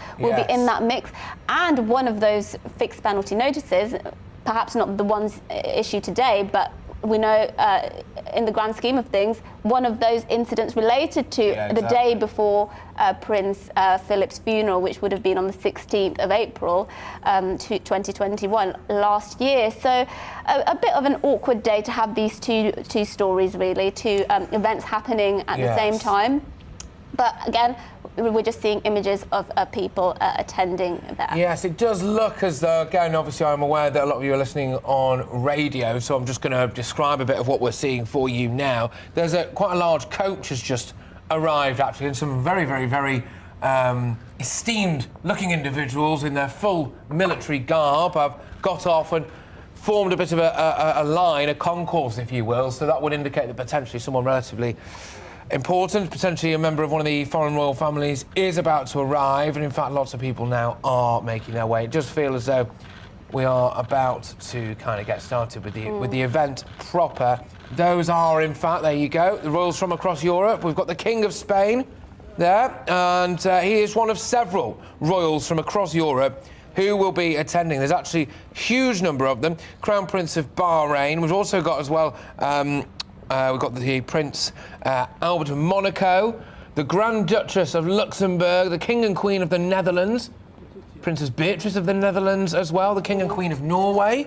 We've got the King and Queen of Spain. Look, it's a massively well-attended event. But of course, Prince Philip was a deeply international man himself, wasn't he? He was certainly a man of the world. And in relation to our royal family in this country, we're expecting, of course, we mentioned there, the Duke of York, Prince Andrew. He'll be with his daughters, Princess Beatrice and Princess Eugenie, and their husbands, Eduardo Mozzi and Jack Brooksbank. However, the Duke's former wife, the Duchess of York, will not be attending. She's not listed in the order of the service because, yes, a rumour has it that she did not exactly have a good relationship with Prince Philip. Another absentee is going to be, of course, the Duke and Duchess of Sussex, Prince Harry and Meghan. they're not expected to attend. They returned to the UK not long ago, unveiling a statue of Princess Diana at Kensington Palace. That was in July last year. He's not returned to the UK since then, so the last time he was in the UK was in summer. He's currently taking legal action against the Home Office because he was trying to essentially pay for his own security and use Met Police security, and he was denied that by the Home Office. So he is currently embroiled in legal action on that front, which has been said to be one reason he will not be attending. Yes, indeed. All right, well, look, we are now witnessing as well, I would imagine, some more dignitaries arriving. There was a very similar bus that was carrying some other members of European royal families, including the King of Spain. Another one has just arrived now, and we would expect, no doubt, more royals and esteemed guests who get off that. But we are going to just go now to Charles Ray, former royal correspondent at The Sun, friend of the show, friend of the channel, who is down the line for us, I believe. Thank you very, very much, Charles. This is going to be the kind of event, hopefully, in fact, we are just seeing some members of the royal family arrive there now, but this is going to be the kind of event, hopefully, that really should have happened first time round, do you think? Yes, it should have done, and that's Peter Phillips and his daughters have just arrived, as Zara Tindall and Mike Tindall as well. Yes, unfortunately, when the funeral was on, it was in the midst of COVID, and you've already referred to that amazing picture of the Queen sitting alone in the church at Windsor. With the mask on, all alone. Well, she won't be alone today. This is going to be a celebration of the Duke's life, and it's absolutely fantastic that the Queen has been able to make it, and we're looking forward to seeing her, when she arrives. Yeah, and do you think that do you think she'll come in the front? I mean, a lot of people there that we're seeing now, obviously, are walking that gauntlet, aren't they, as it were, through those people, through various members of the cadet force, or I imagine Duke of Edinburgh as well. Do you think the Queen will maybe drive straight up to the doors? Do you expect? The trouble with second-guessing this sort of thing is you should never do it minutes before the event is actually going to happen. It's all right 24 hours beforehand because you can then cover it up. I mean, it would be fantastic if we saw the Queen, arriving at the front as others have arrived and walking down. But the only problem with that is it's about 125, 150 yard walk down there. They may decide to bring it in a different entrance that's closer. We'll just have to wait and see. I'm sure we will be seeing pictures of the Queen, however. I don't think there's much doubt of that. Yeah, and I would almost be tempted, if I was there as she was walking into the service, to sort of give her a round of applause in a way. But maybe that wouldn't be the mood for it. I mean, what do you think the mood will be? Will it be a celebratory mood? Well, I think when the Queen arrives, I think there'll be so many. There's 1,800 people in that service today, so I'm sure they'll all be sharing, the joy of actually seeing the Queen. I mean, whether or not they give her a spontaneous round of applause, I would expect that the crowd outside, which looking at the background there looks as if it's growing. I would expect the crowd at the back there to maybe give her a round of applause, but there'll be an awful lot of curtsies and bowing of heads as she enters the church, whatever way she enters. Charles, share some of your memories, your personal memories, please, of Prince Philip. And you must have met him, I imagine, several times. Or what were your personal memories of him? Well, he was, you've already mentioned, he was a man on his own, in effect. There wasn't many who could touch him. He was the Queen's Rock. He was a man who did not suffer fools gladly. He shot from the lip, and he didn't care. Everybody says he made gaffes. No, Prince Philip never made gaffes. He knew exactly what he was saying. And the jokey stuff which people turned into gaffes is what he used as a way of breaking the ice, of chatting to people. I mean, the trouble with meeting members of the royal family, there are only 2 or 3 phrases that they come out with to start off with. Do you come here often? Oh, aren't the flowers nicely? Aren't the flowers nice? But he came up with little jokes and everything else, and I think it was one of his charming pieces. I mean, the problem was he wasn't exactly a big fan of the press as such. And whenever we were in a reception with either the Queen or one of the ladies in waiting, he'd often come over and find the Queen was smiling at something that one of us had said, and she would repeat it to him, and he said, well, I don't think that's very funny. They're not very funny at all. And he would just spin on his wheel, and off he goes. But, you know, that was the man, and you just sort of, it was like you made sure you never looked him directly in the eyes in case you turned to stone. He must have been, was there a slight air of intimidation about him? I don't mean that's in a negative sense, I just mean because of who he was. I imagine you always had to be very, very sharp when you were around him. Oh yes. I mean, it reminded me of being back at school and being, as I often was, in front of the headmaster who was about to sort of take a belt and, you know, punish me for something. You always expected some sort of punishment from the Duke. But, you know, you have to remember that behind the scenes, he was, as I said, the Queen's Rock. He did so much work. The Duke of Edinburgh Award Scheme, all the environmental stuff. You know, when it wasn't trendy to do. I mean, he was doing it all the way through. And this is what he instilled in his own children as well. So they are big environmentalists. But he was doing it, you know, when it was complete. Exactly. We've got Princess Anne arriving here. You can see Princess Anne, of course. I think Princess Anne is, for many people, one of the favourite royals, actually. She's always very forthright. She doesn't take any messing, that's for sure. Not afraid to speak her mind. Probably, dare I say it, in quite a similar character to Prince Philip, actually, in some respects. She is and obviously the original chip off the old block. There's no question about that. She is she's forthright. She speaks again from the lip, but she is a real hard-working royal. People love her whenever she turns up, and it's just fantastic to see it. And she's taking on more and more work as the Queen gets older. She's taking on more and more work. She's stopped there to actually communicate with the people lining there. We've got Beatrice and Eugenie there as well, who are just... That's interesting that Andrew's not there, because in the list he was supposed to arrive with those two and their husbands. So I suspect that he will be the one escorting the Queen. Talk to me about that, Charles. Just talk to me about that specific thing. Andrew escorting the Queen. Look, let's be honest. Is this welcoming him back into the fold? He was due to arrive with the two daughters and their husbands. So he's not there. We know he's in the car with the Queen, so it may well be that he's going to be by her side to make sure that she can negotiate to her seat. And it's also interesting in the order of service that when it lists the people, there is no title there. There's no HRH, there's no HM. All the royals are just Duke and Duchess of Cambridge and the Queen.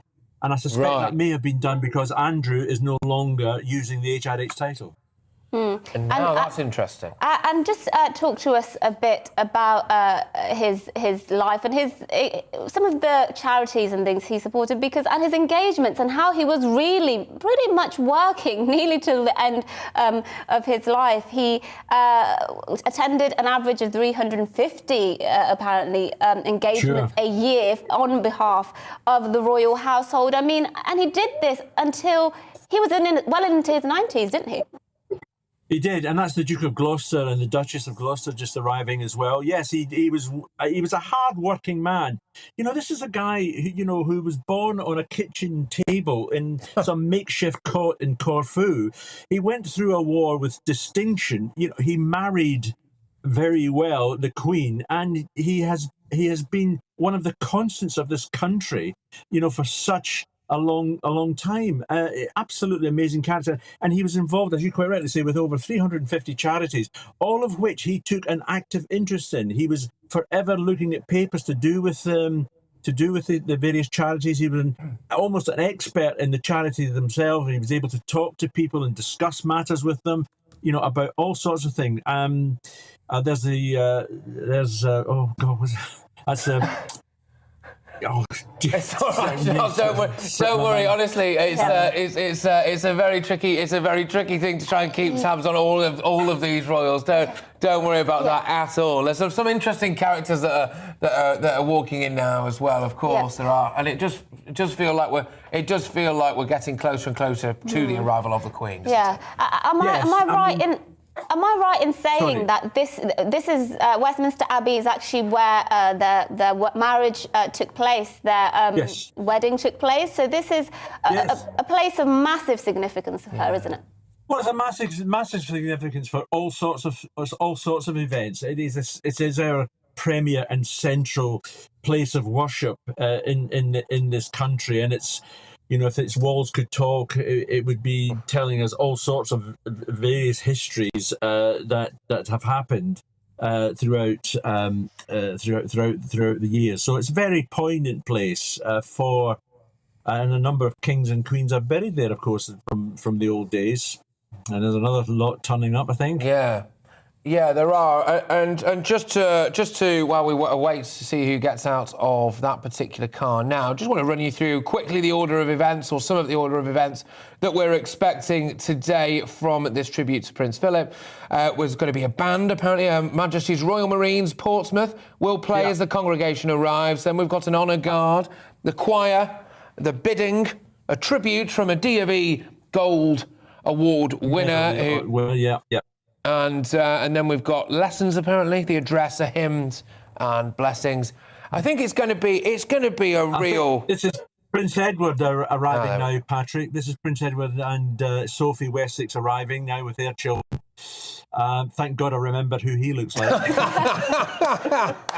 Yes, fantastic. No, absolutely. No, it is. I don't envy you because there's myriad royals, aren't there, really, or members of the royal family, and some rather distantly related. And you've got to be the man who's got to talk us through exactly who they all are. So I don't envy you on that one, Charlie. But so yes, this is going to be a day kind of draped and drenched, really, in pomp and ceremony, but quite nice. When it comes to things like the bidding, we've got the very Reverend Dr. David Hoyle, the Dean of Westminster. We've heard a little bit about what he wants to say. A long life lived well, for example, is one of those things. I think it could actually be quite moving listening to those tributes.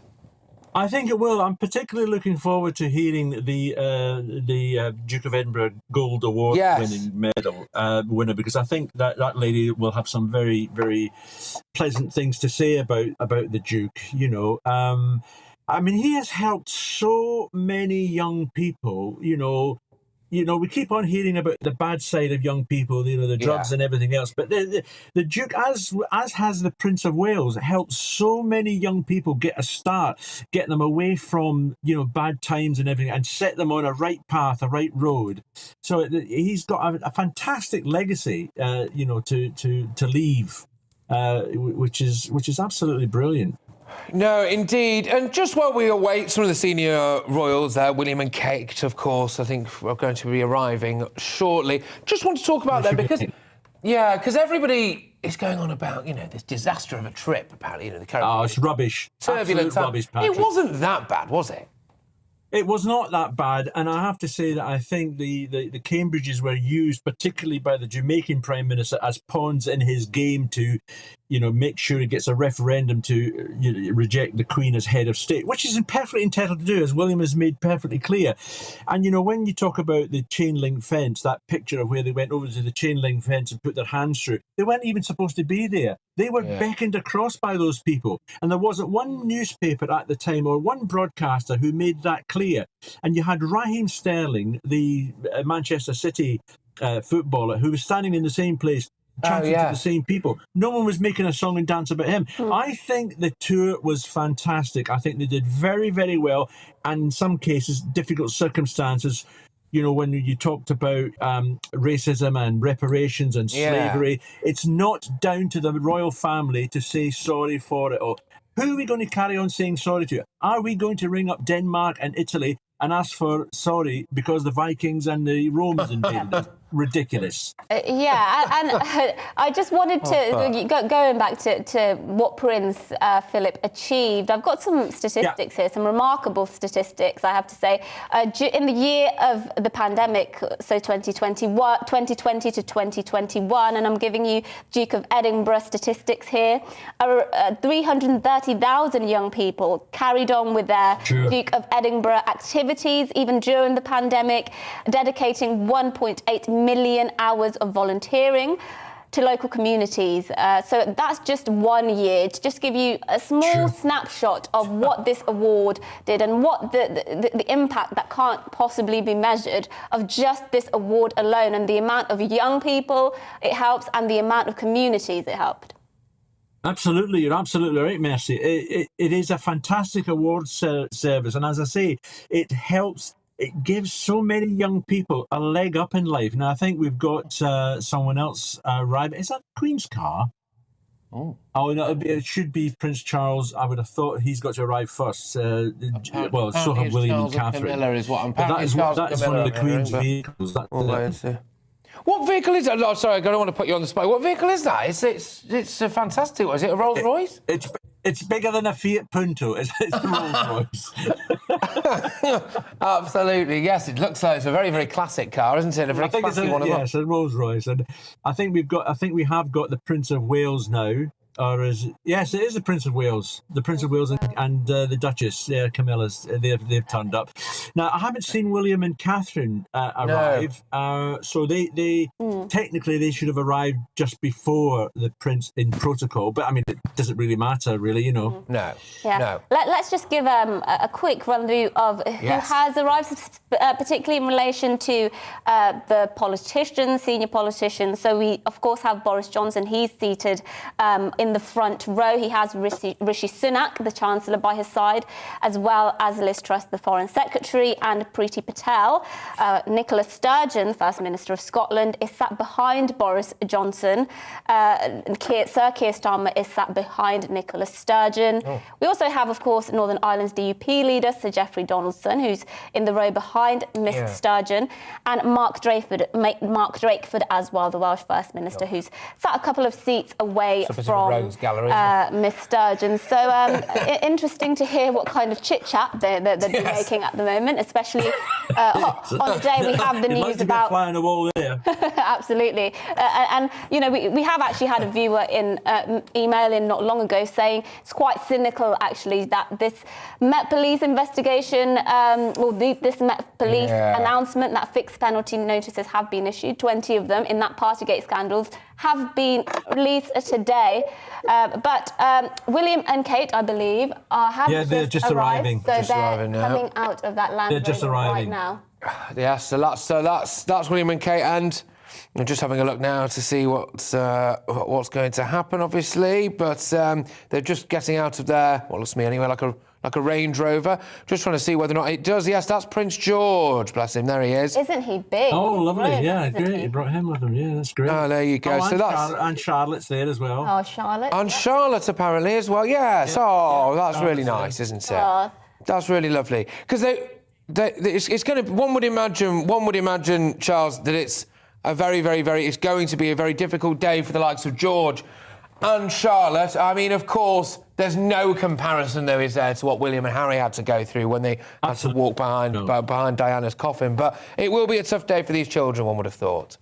Yes, because they they'll have memories of the Duke, but they won't have that many memories as they're so young. Unlike William and Harry will have great memories of the Duke. So that but they will. It's obviously a strange day. Now it's interesting. The photographers seem to be moving away, which seems to me to indicate that the Queen is not going to be arriving at that spot, or they seem to be getting ready for the departures. That's interesting. I wonder which way he's going to shut the gate now. That solves that matter. She's obviously coming in at an entrance where it's going to be easier for her to get to a seat.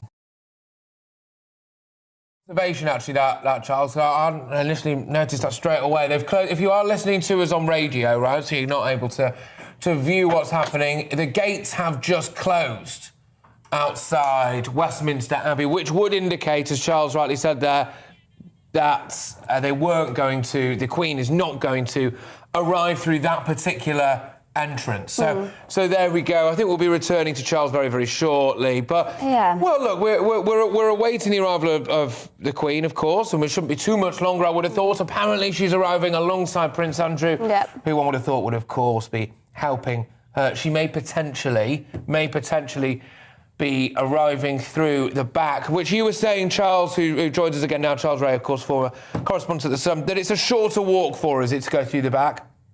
Well, there is a place where you can come in, which is not as long as the 150 yards that I was talking about, where everyone else was walking through. You're coming through the main entrance, and there's a very long walk down to the centre of the church. But there is a couple of entrances at the back and the side, which is where they can bring her in. I'll be surprised if there isn't a photographer or cameraman somewhere around to try to capture a picture of the Queen as she arrives somewhere. But obviously they made the decision that it's easier to get her to her seat in that fashion, a shorter walk.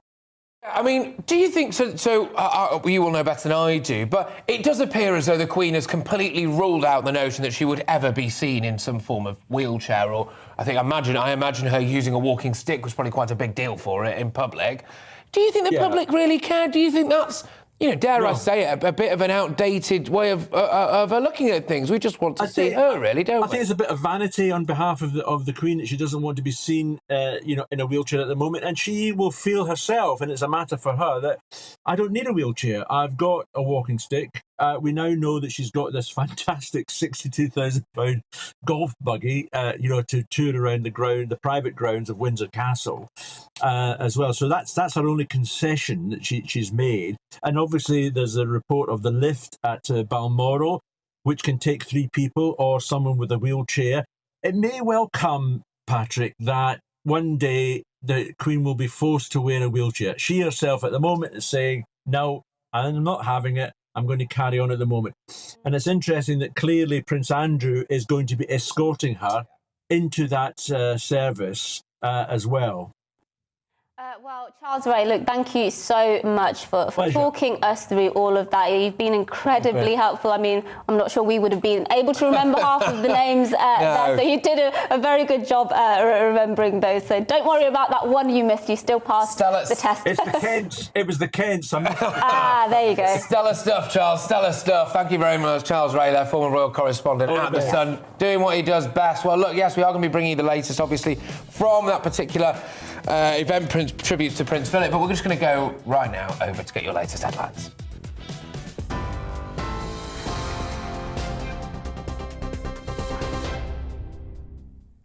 Good morning, it's 11:29. I'm Tamsin Roberts in the GB newsroom. The Prime Minister and members of the royal family have arrived at Westminster Abbey for the Duke of Edinburgh's memorial service. The Queen, accompanied by Prince Andrew, is travelling to the event from Windsor for what will be her first public appearance outside the castle since contracting COVID last month. The service of Thanksgiving will feature elements Prince Philip had planned for his own funeral, which weren't allowed due to coronavirus restrictions.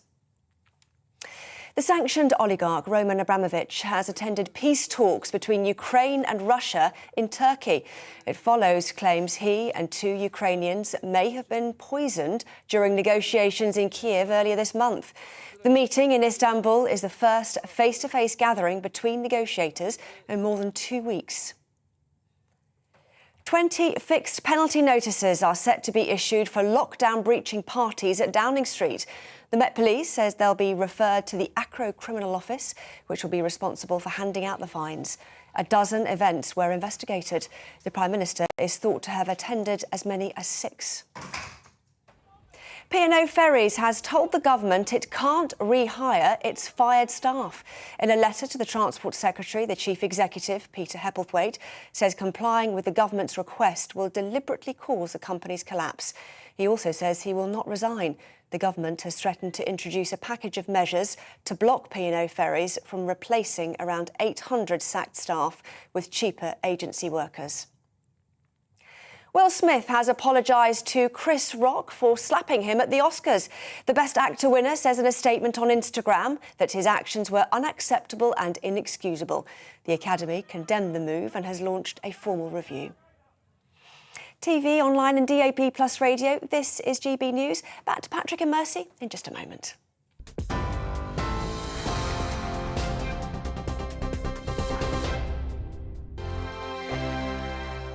GB News is the UK's home of discussion and debate from all perspectives. To stay up to date on the latest stories, make sure that you subscribe to the GB News channel right here on YouTube. You can watch us live 24/7 across the whole world. You can also check out exclusive content and catch up on previous episodes of your favourite shows. Every day, we ask the questions that you'd ask, so why not add your voice to the conversation in the comments section? Don't forget to subscribe. We are GB News, Britain's news channel.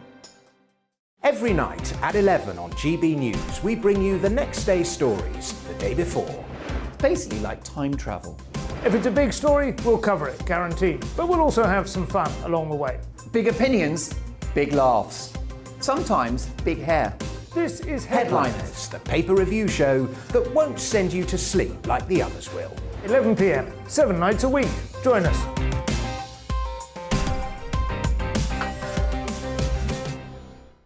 Hello there, I'm Eamon Holmes. And I'm Isabel Webster. And we hope you can join us for Breakfast with Eamon. And Isabel. You make me laugh out loud, belly laugh. Is that important first thing in the morning? Yeah, absolutely. And there's me trying to be deadly serious.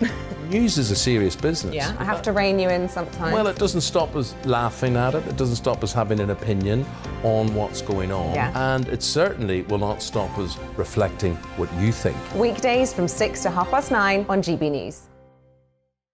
I'm Dan Wootton. Join me Monday to Thursday from 9 to 11 for the feistiest and most fun news debate on TV, where free speech reigns. I'll bring you a sharp take on the day's biggest stories, bombshell newsmaker interviews, and A-list guests.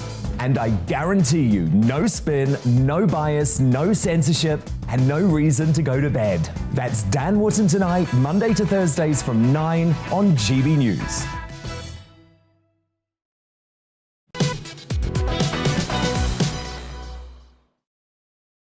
A very good morning to you. It's 11:33 and this is To The Point with me, Mercy Muroki, and Patrick Christys on GB News. We're live on your TV, online and radio. Yeah, well, Nadhim Zahawi, the Secretary of State for Education, is set to tell head teachers that they must offer 32.5-hour weeks for all primary and secondary school pupils. This would mean starting class at 8:45 a.m, finishing at 3:15 p.m, and it's expected to be implemented by September next year. Yes, this comes as the department unveils the school's white paper today to set out the government's vision for education over the next decade. Well, let's talk to Alice Wilcock now, who's the head of education at the think tank Centre for Social Justice. Thank you for joining us, and thank you so much for being patient. Of course, we did have to move you along a little bit as we reported on Prince Philip's memorial service there. So thanks for holding on. I do have to ask you. It doesn't, 8:45 to 3:15, an extended school day. I mean, that doesn't sound very extended to me anyway. But isn't it about what they're doing with the school day rather than what length the school day is, surely? Yeah, thank you so much for having me. I would wholeheartedly agree on that, actually. So we have recommended that the government, in our paper, A Level Playing Field, we recommended that the government lengthen the school day. But it's not about just lengthening the school day in and of itself. What we're calling for is an enrichment guarantee. The white paper outlines plans to lengthen the school day by about 20 minutes in some cases. That's great, but if that kind of leads to just schools spending more time queuing up, and trying to find ways to fill that time, rather than creating a dedicated enrichment programme, we're not going to see the results from this extension to the school day that we're hoping for.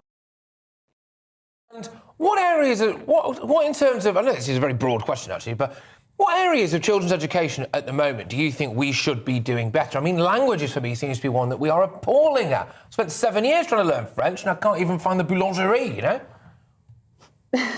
Yeah, I absolutely agree with that. I think actually what's really great about this white paper is that it sets out a really great vision for system reform.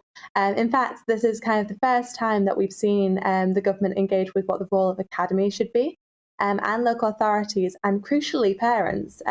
The white paper yesterday announced Parent Pledge to bring parents in and start talking to them about the results of their children, which is really, really vital. But we need to be talking more about parental engagement. Post-pandemic too, we need to be talking about the role of enrichment and also the children that have gone missing from school. Last year, the CSJ highlighted that 100,000 children had become severely absent. And the white paper kind of starts to talk about this issue, but it doesn't sketch out a strong plan for tackling severe absence. Those lost children, those ghost children, I mean, it is shocking. And just tell us, that I believe I heard the Education Secretary say they will actually be making a register they'll make it mandatory for parents to report on a register when they're taking their children out of school. Did I get that right? Yeah, so actually within this white paper, there's a clear focus on disadvantaged young people who've been marginalised or have come off radar over the course of the pandemic. Actually, when you read that with the Send review, which has been published today, there's a real strong system for making sure children who've gone missing from education are put at the heart of the plans. And so the register for elective home education is crucial. And the CSJ has been doing lots of work into school exclusions and other kinds of pupil movement. And we know that a lot of children have been coerced after all into elective home education. And 9 in 10 local authorities don't even know where all of these children are, which is just frightening if you ask me. So this is a brilliant step in the right direction. I think beyond just better data collection, we need to see a strong plan as to how to re-engage these learners who've gone missing from our education system. And it is incredibly easy to take your child out of school. I did that for a few months at some point. And all it takes is you have to send a letter to the headmaster or headmistress. And then I never heard from my council again after that. It was like, yep, my child's leaving school, never heard from them since. So that's how easy it is to take your child out of school. But just finally, we were, of course, covering the royals just before we spoke to you. And one thing sort of related to that I heard the Education Secretary talk about is how we teach history, and teaching history in a more nuanced way, perhaps, and that involves things to do with the royals and colonialism and the British Empire and all that kind of stuff. Just give us an idea of what he was getting at there. I think it's really important that we actually give children access to a rounded and nuanced education. The Duke of Edinburgh was a brilliant figure in highlighting the role of history, but he was also a brilliant figure in leading the way in enrichment, actually. Before I came on, I heard you talk about the Duke of Edinburgh scheme, which has been incredibly successful. I think you said 330,000 children had taken part on the Duke of Edinburgh. And what we would like to see is that more enrichment is put at the heart of the education service, alongside greater focus on the role of history in our curriculum. Yes, well, Alice Wilcock, thank you so much for joining us, and sorry for keeping you waiting there. I'm sure you can understand why the head of education at the Think Tank Centre for Social Justice there. Well, there we go. Right, well, we're just going to move away. Look, we'll obviously be dipping in and out of the Prince Philip tribute, the Thanksgiving ceremony, but we're just going to move away quickly now and just talk about the fact that sources close to Roman Abramovich have indicated that the billionaire suffered poisoning at their peace talks in Kiev earlier this month. He's currently attending more peace talks, so he's back for more, in Russia and Ukraine, with Russia and Ukraine in Istanbul. Yes, well, let's talk to Dylan Carter, who's a journalist at the Kyiv Independent, joins us now. Thank you for your time this morning. Talk to us about these reports coming out that he was poisoned or he potentially was exposed to some kind of chemical agent. What do you make of that? Well, there are even contradicting reports from his own delegation. I don't really take much credence into this. We have to remember he's still extremely close to Putin's government, but he's also trying to buy favor of the West right now.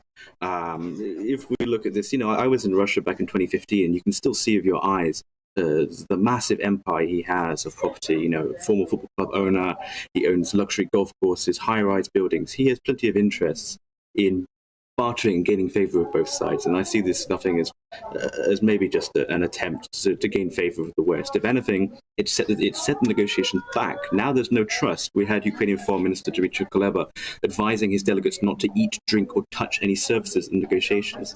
You can't have a successful negotiation on the back of a fear of poisoning. So if anything, I see this as almost a sabotage attempt of what are normal negotiations. So you don't buy into it too much. I mean, Vladimir Putin has got form, hasn't he, for assassinating people using poison. Do you suspect that Zelensky could be next on his list there? No, I don't think so. I think even with the diabolical schemes that Putin has cooked up over the years, I think poisoning Zelensky would be quite a difficult one. There have been recorded assassination attempts on Zelensky, 3 of them by accounts. There was one party of Chechen mercenaries who were killed outside of Kiev at the early starts of the war, which were, of course, most likely ordered directly from Putin, as all assassination attempts in Russia are. But I don't think we're going to see a poisoning or anything this high profile, especially when Zelensky is not physically present at the negotiations. And yesterday we heard that President Zelensky is considering, the Ukrainian government is considering taking a position of neutrality as a way to sort of move the peace talks along. Just explain to us what exactly that would look like, and whether in the eyes of many Ukrainians who are currently still on the ground, who are seeing their country be destroyed, that might be a price worth paying. I think the Ukrainians have been very flexible throughout these whole negotiations, really. I mean, Zelensky suggested that they would even consider referendums over the Donbass. They have said that the neutral status for the country is extremely likely. I think the NATO prospects for Ukraine are pretty much dead in the water. That will be one of the major concessions. It's quite an easy concession to make, seeing as this whole notion for the war, the notion that Ukraine could have joined NATO is ludicrous. NATO does not accept nations with ongoing border disputes. It's written in the charter. So, of course, the Ukrainian side is going to be doing that. Now, of course, what is palatable for the Ukrainian leadership has to be palatable for the Ukrainian people. And there are certain red lines that cannot be crossed. Of course, that's going to be Crimea, annexation of other territories. Even the Donbass may be a sore sticking point. So even the suggestion of a referendum for Donbass is something quite extraordinary.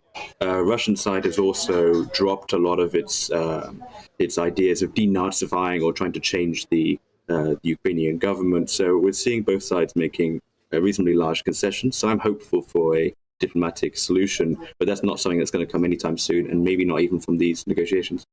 Dylan, thank you very much, as always. Good luck to you, Dylan Carter, journalist at the Kiev Independent, just giving you the latest.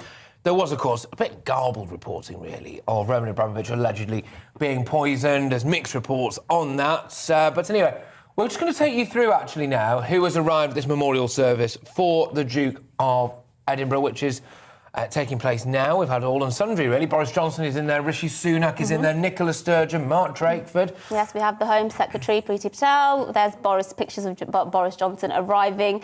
That was a bit earlier on. He sat on the front bench in Westminster Abbey. He sat alongside Chancellor Rishi Sunak, his Foreign Secretary Liz Truss, and Home Secretary Priti Patel. We're also seeing images there of Sir Keir Starmer, who is sat behind Nicola Sturgeon, who is sat behind the Prime Minister. And there is also Mark Drakeford, Welsh First Minister, and Irish, Northern Ireland leaders, as well as lots of representatives from his charities from abroad, royal families from abroad. So we have seen a host of people arriving already. And on the screen now is Princess Anne, of course, the Queen's only daughter, and one of her sons as well, Prince Edward. And Prince Charles, we can see there as well, with his wife, of course, Camilla. And actually, this was really, I think, one of the main highlights was William and Kate arriving with George and Charlotte, who were not necessarily guaranteed to turn up. So, public event for them, of course. And as we understand it, ladies and gentlemen, the Queen has now arrived and walked unaided to her seat. Bless her. So there we go. We're going to be giving you the latest on this. That's good sign. That's a good sign. Her car came in through the back, so she wasn't made to kind of walk quite a lengthy way, about 150 feet through the front into Westminster Abbey. She came in round the back, or through a side door, I should say, and yes, unaided to her seat. Yes, because there had been reports, hadn't there, that she might have to use a wheelchair, which of course is concerning, but she is 96, isn't she? Really, she's coming up to 96. So, of course, she's doing really well already, not really needed sort of that physical aid to walk. So the fact that she has walked unaided to her seat, I think shows a resolve, doesn't it? It shows a real intention for her to appear before this event and say, look, I'm here, I'm still the Queen, I'm still going strong, and we're going to mark this event properly, like they didn't have a chance to during COVID. Exactly right. You may have heard him just chuckling in the background there, but we're going to be joined very shortly by Liam Halligan, the one and only Liam Halligan, because the cost of living crisis, there he is, continues to escalate as Chancellor Rishi Sunak faced a grilling from the House of Commons Treasury Committee yesterday. Yes, as the publication of the government's energy strategy plan has been delayed, questions are swirling whether planned April tax rises will still be viable and whether the government are doing enough to help households with increased costs. Well, there he is. Our economics and business editor Liam Halligan joins us now to discuss this further. Some people were saying that actually it did look as though Rishi Sunak, even if you disagree with what you had to say, etc., was quite well across his brief. Rishi Sunak's one of the most financially sophisticated chancellors of my lifetime. He's right in terms of intellectual acumen for financial markets. He's up there with Nigel Lawson. He's a very smart guy. I think what he stands accused is a strong word, but I think what people are talking about at Westminster and certainly across the country, certainly GB News viewers and listeners that have been in touch with us, and I know with you, Patrick and Mercy as well, is whether or not this was a bit politically tone deaf this spring statement last Wednesday.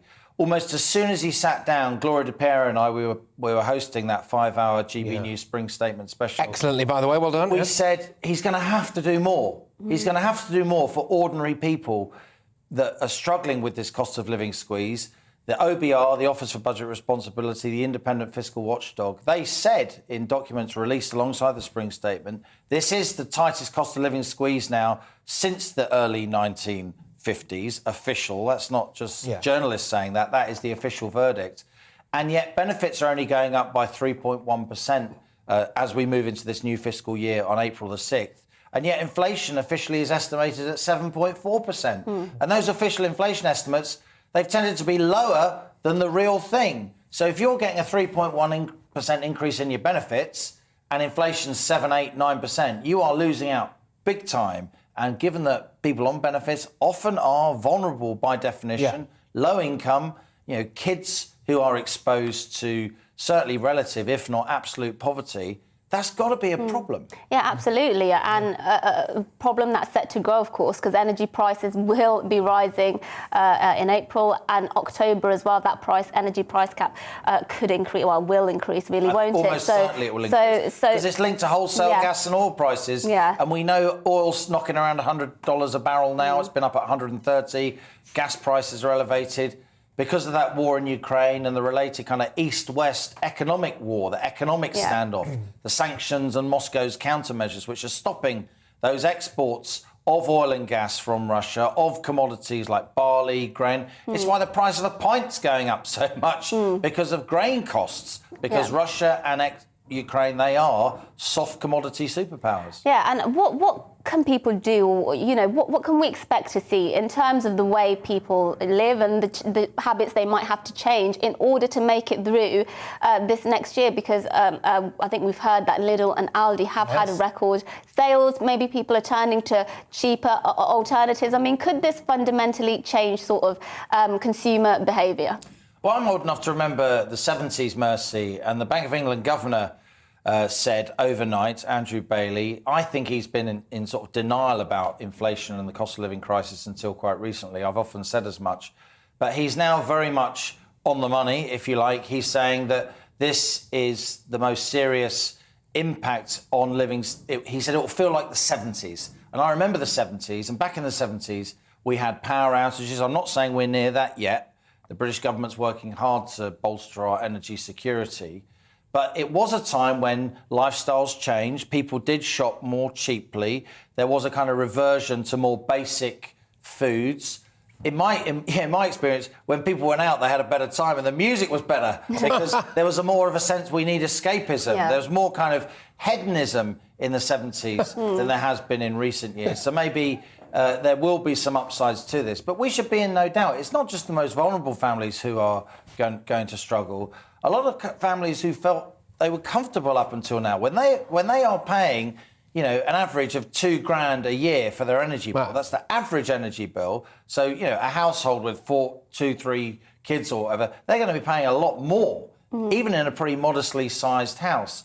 And another thing that I think is going to happen that we're going to see, Mercy, which again is a hark back to the 70s, is a change in industrial relations. I do think there'll be more strike action. Back in the 70s, about half of our workers were in trade unions, and now it's about a quarter. So you think, it's a lot less. And it is a lot less, but those trade unions, often public sector, teachers, doctors, nurses, they're not going to get a big public sector pay rise. It's definitely going to be behind inflation, so they're not going to be happy.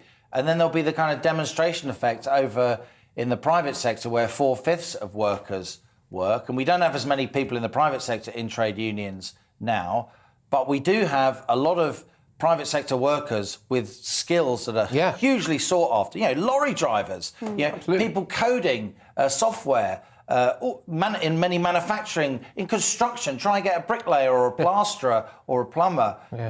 There are many skills shortages, so there will be wage inflation happening. And that's the danger here, that you get wages bidding up prices, which bid up wages. You get a kind of upward spiral. And when you've got an official inflation forecast at 7 or 8%, there has to be a danger that that's going to move into double digits. Then it is going to feel like the 70s, because high inflation, it not only knocks living standards, it knocks investment, It knocks business sentiment, fewer jobs around. So it doesn't give me any great pleasure to say this at all. I'm a pretty optimistic person, and I do think the UK is full of great entrepreneurs and unemployment's still low. But these are going to feel very different times going forward, and economics is going to dominate the news agenda. Liam, thank you very much. I suppose that's good news for you in a way. You'll be very, very busy, won't you? But you're on late today. 1 o'clock, as ever, on the money. On the money, there he is. Right, good stuff. OK, right, thank you very much, Liam. Whilst I don't remember the 70s, obviously, so maybe the next time something like this happens in the future, we'll call it, it feels like the 20s again. Yes, the 2020s. Yes. It probably will. Wait, were you born in the 70s? No. No, I Are mean, you going to take that, Patrick? No, do you know? It's older than you. Oh yeah, sorry. No, do you know why? Do you know why? It's because I know you're in your 30s, and in my head, people born. He wasn't born in the 80s. He's barely born in the 90s. Sorry, Patrick, you're all right with me. That's all right. I did do maths. I'm sure I will survive. At school, I promise. I did. I was even alive in the 60s. Oh, stop it now, Liam, mate. You've gone too far. Right, OK. Anyway, look, let's whiz you through some of the headlines that you might have missed to round off the show. So, the NHS has come under fire after it was revealed that some trusts have been asking men if they are pregnant before medical procedures, having said that the way I look at the minute, you could be forgiven, I think. No comment. OK. Pregnant man. Pregnant man That's emoji. the pregnant man emoji we're just showing there, which is very obviously bizarre. I'm not having anybody convince me otherwise. Anyway, the move is in line with official government procedures, which have seen terms like pregnant women be replaced with the gender-neutral term pregnant people. Classic. Asking men is not a national public policy designed by NHS England, but it is down to individual trusts to decide. Well, I just don't understand it. So what? Sorry, so they now basically, you can imagine, can't you, like Keith the plumber goes into hospital, you know, really hairy back, big guy, bulldog tattoos on his hands, you know what I mean? They try to shove him into an MRI machine. They go, sorry, Keith, we've just got to ask this, are you pregnant?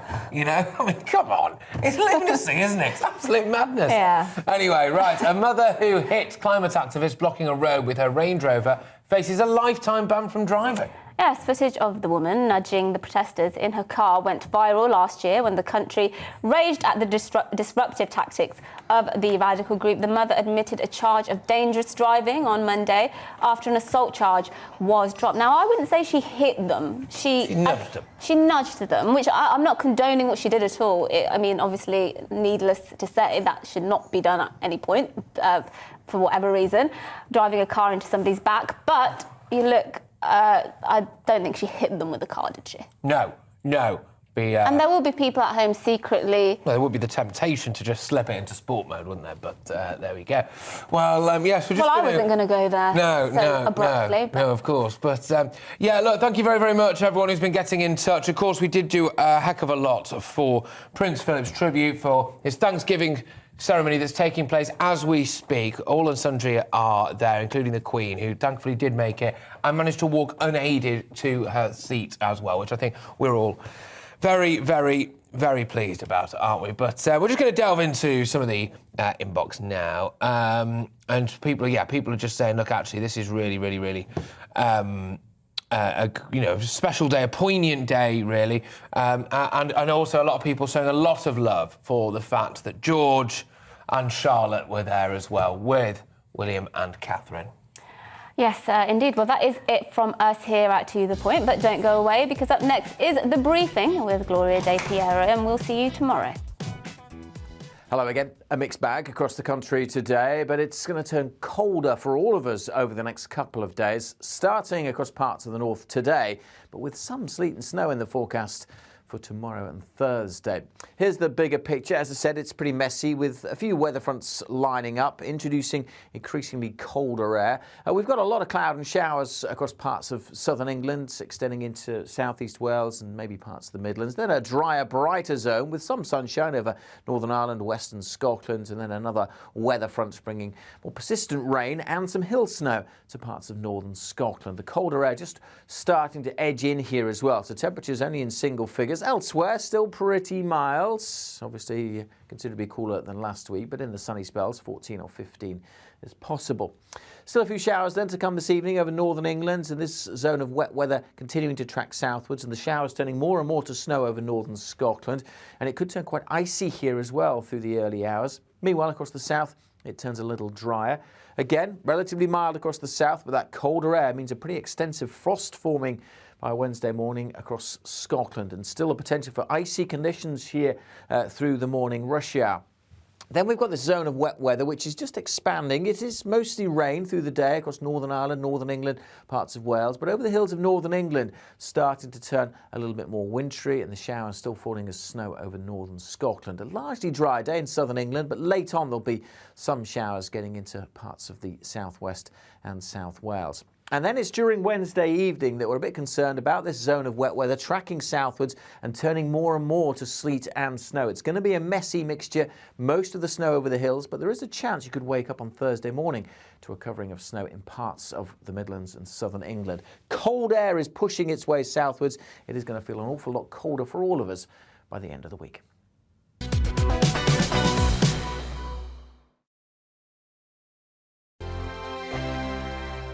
GB News is the UK's home of discussion and debate from all perspectives. To stay up to date on the latest stories, make sure that you subscribe to the GB News channel right here on YouTube. You can watch us live 24/7 across the whole world. You can also check out exclusive content and catch up on previous episodes of your favourite shows. Every day, we ask the questions that you'd ask, so why not add your voice to the conversation in the comments section? Don't forget to subscribe. We are GB News, Britain's news channel. Every night at 11 on GB News, we bring you the next day's stories the day before. Basically like time travel. If it's a big story, we'll cover it, guaranteed. But we'll also have some fun along the way. Big opinions, big laughs. Sometimes big hair. This is Headliners, the paper review show that won't send you to sleep like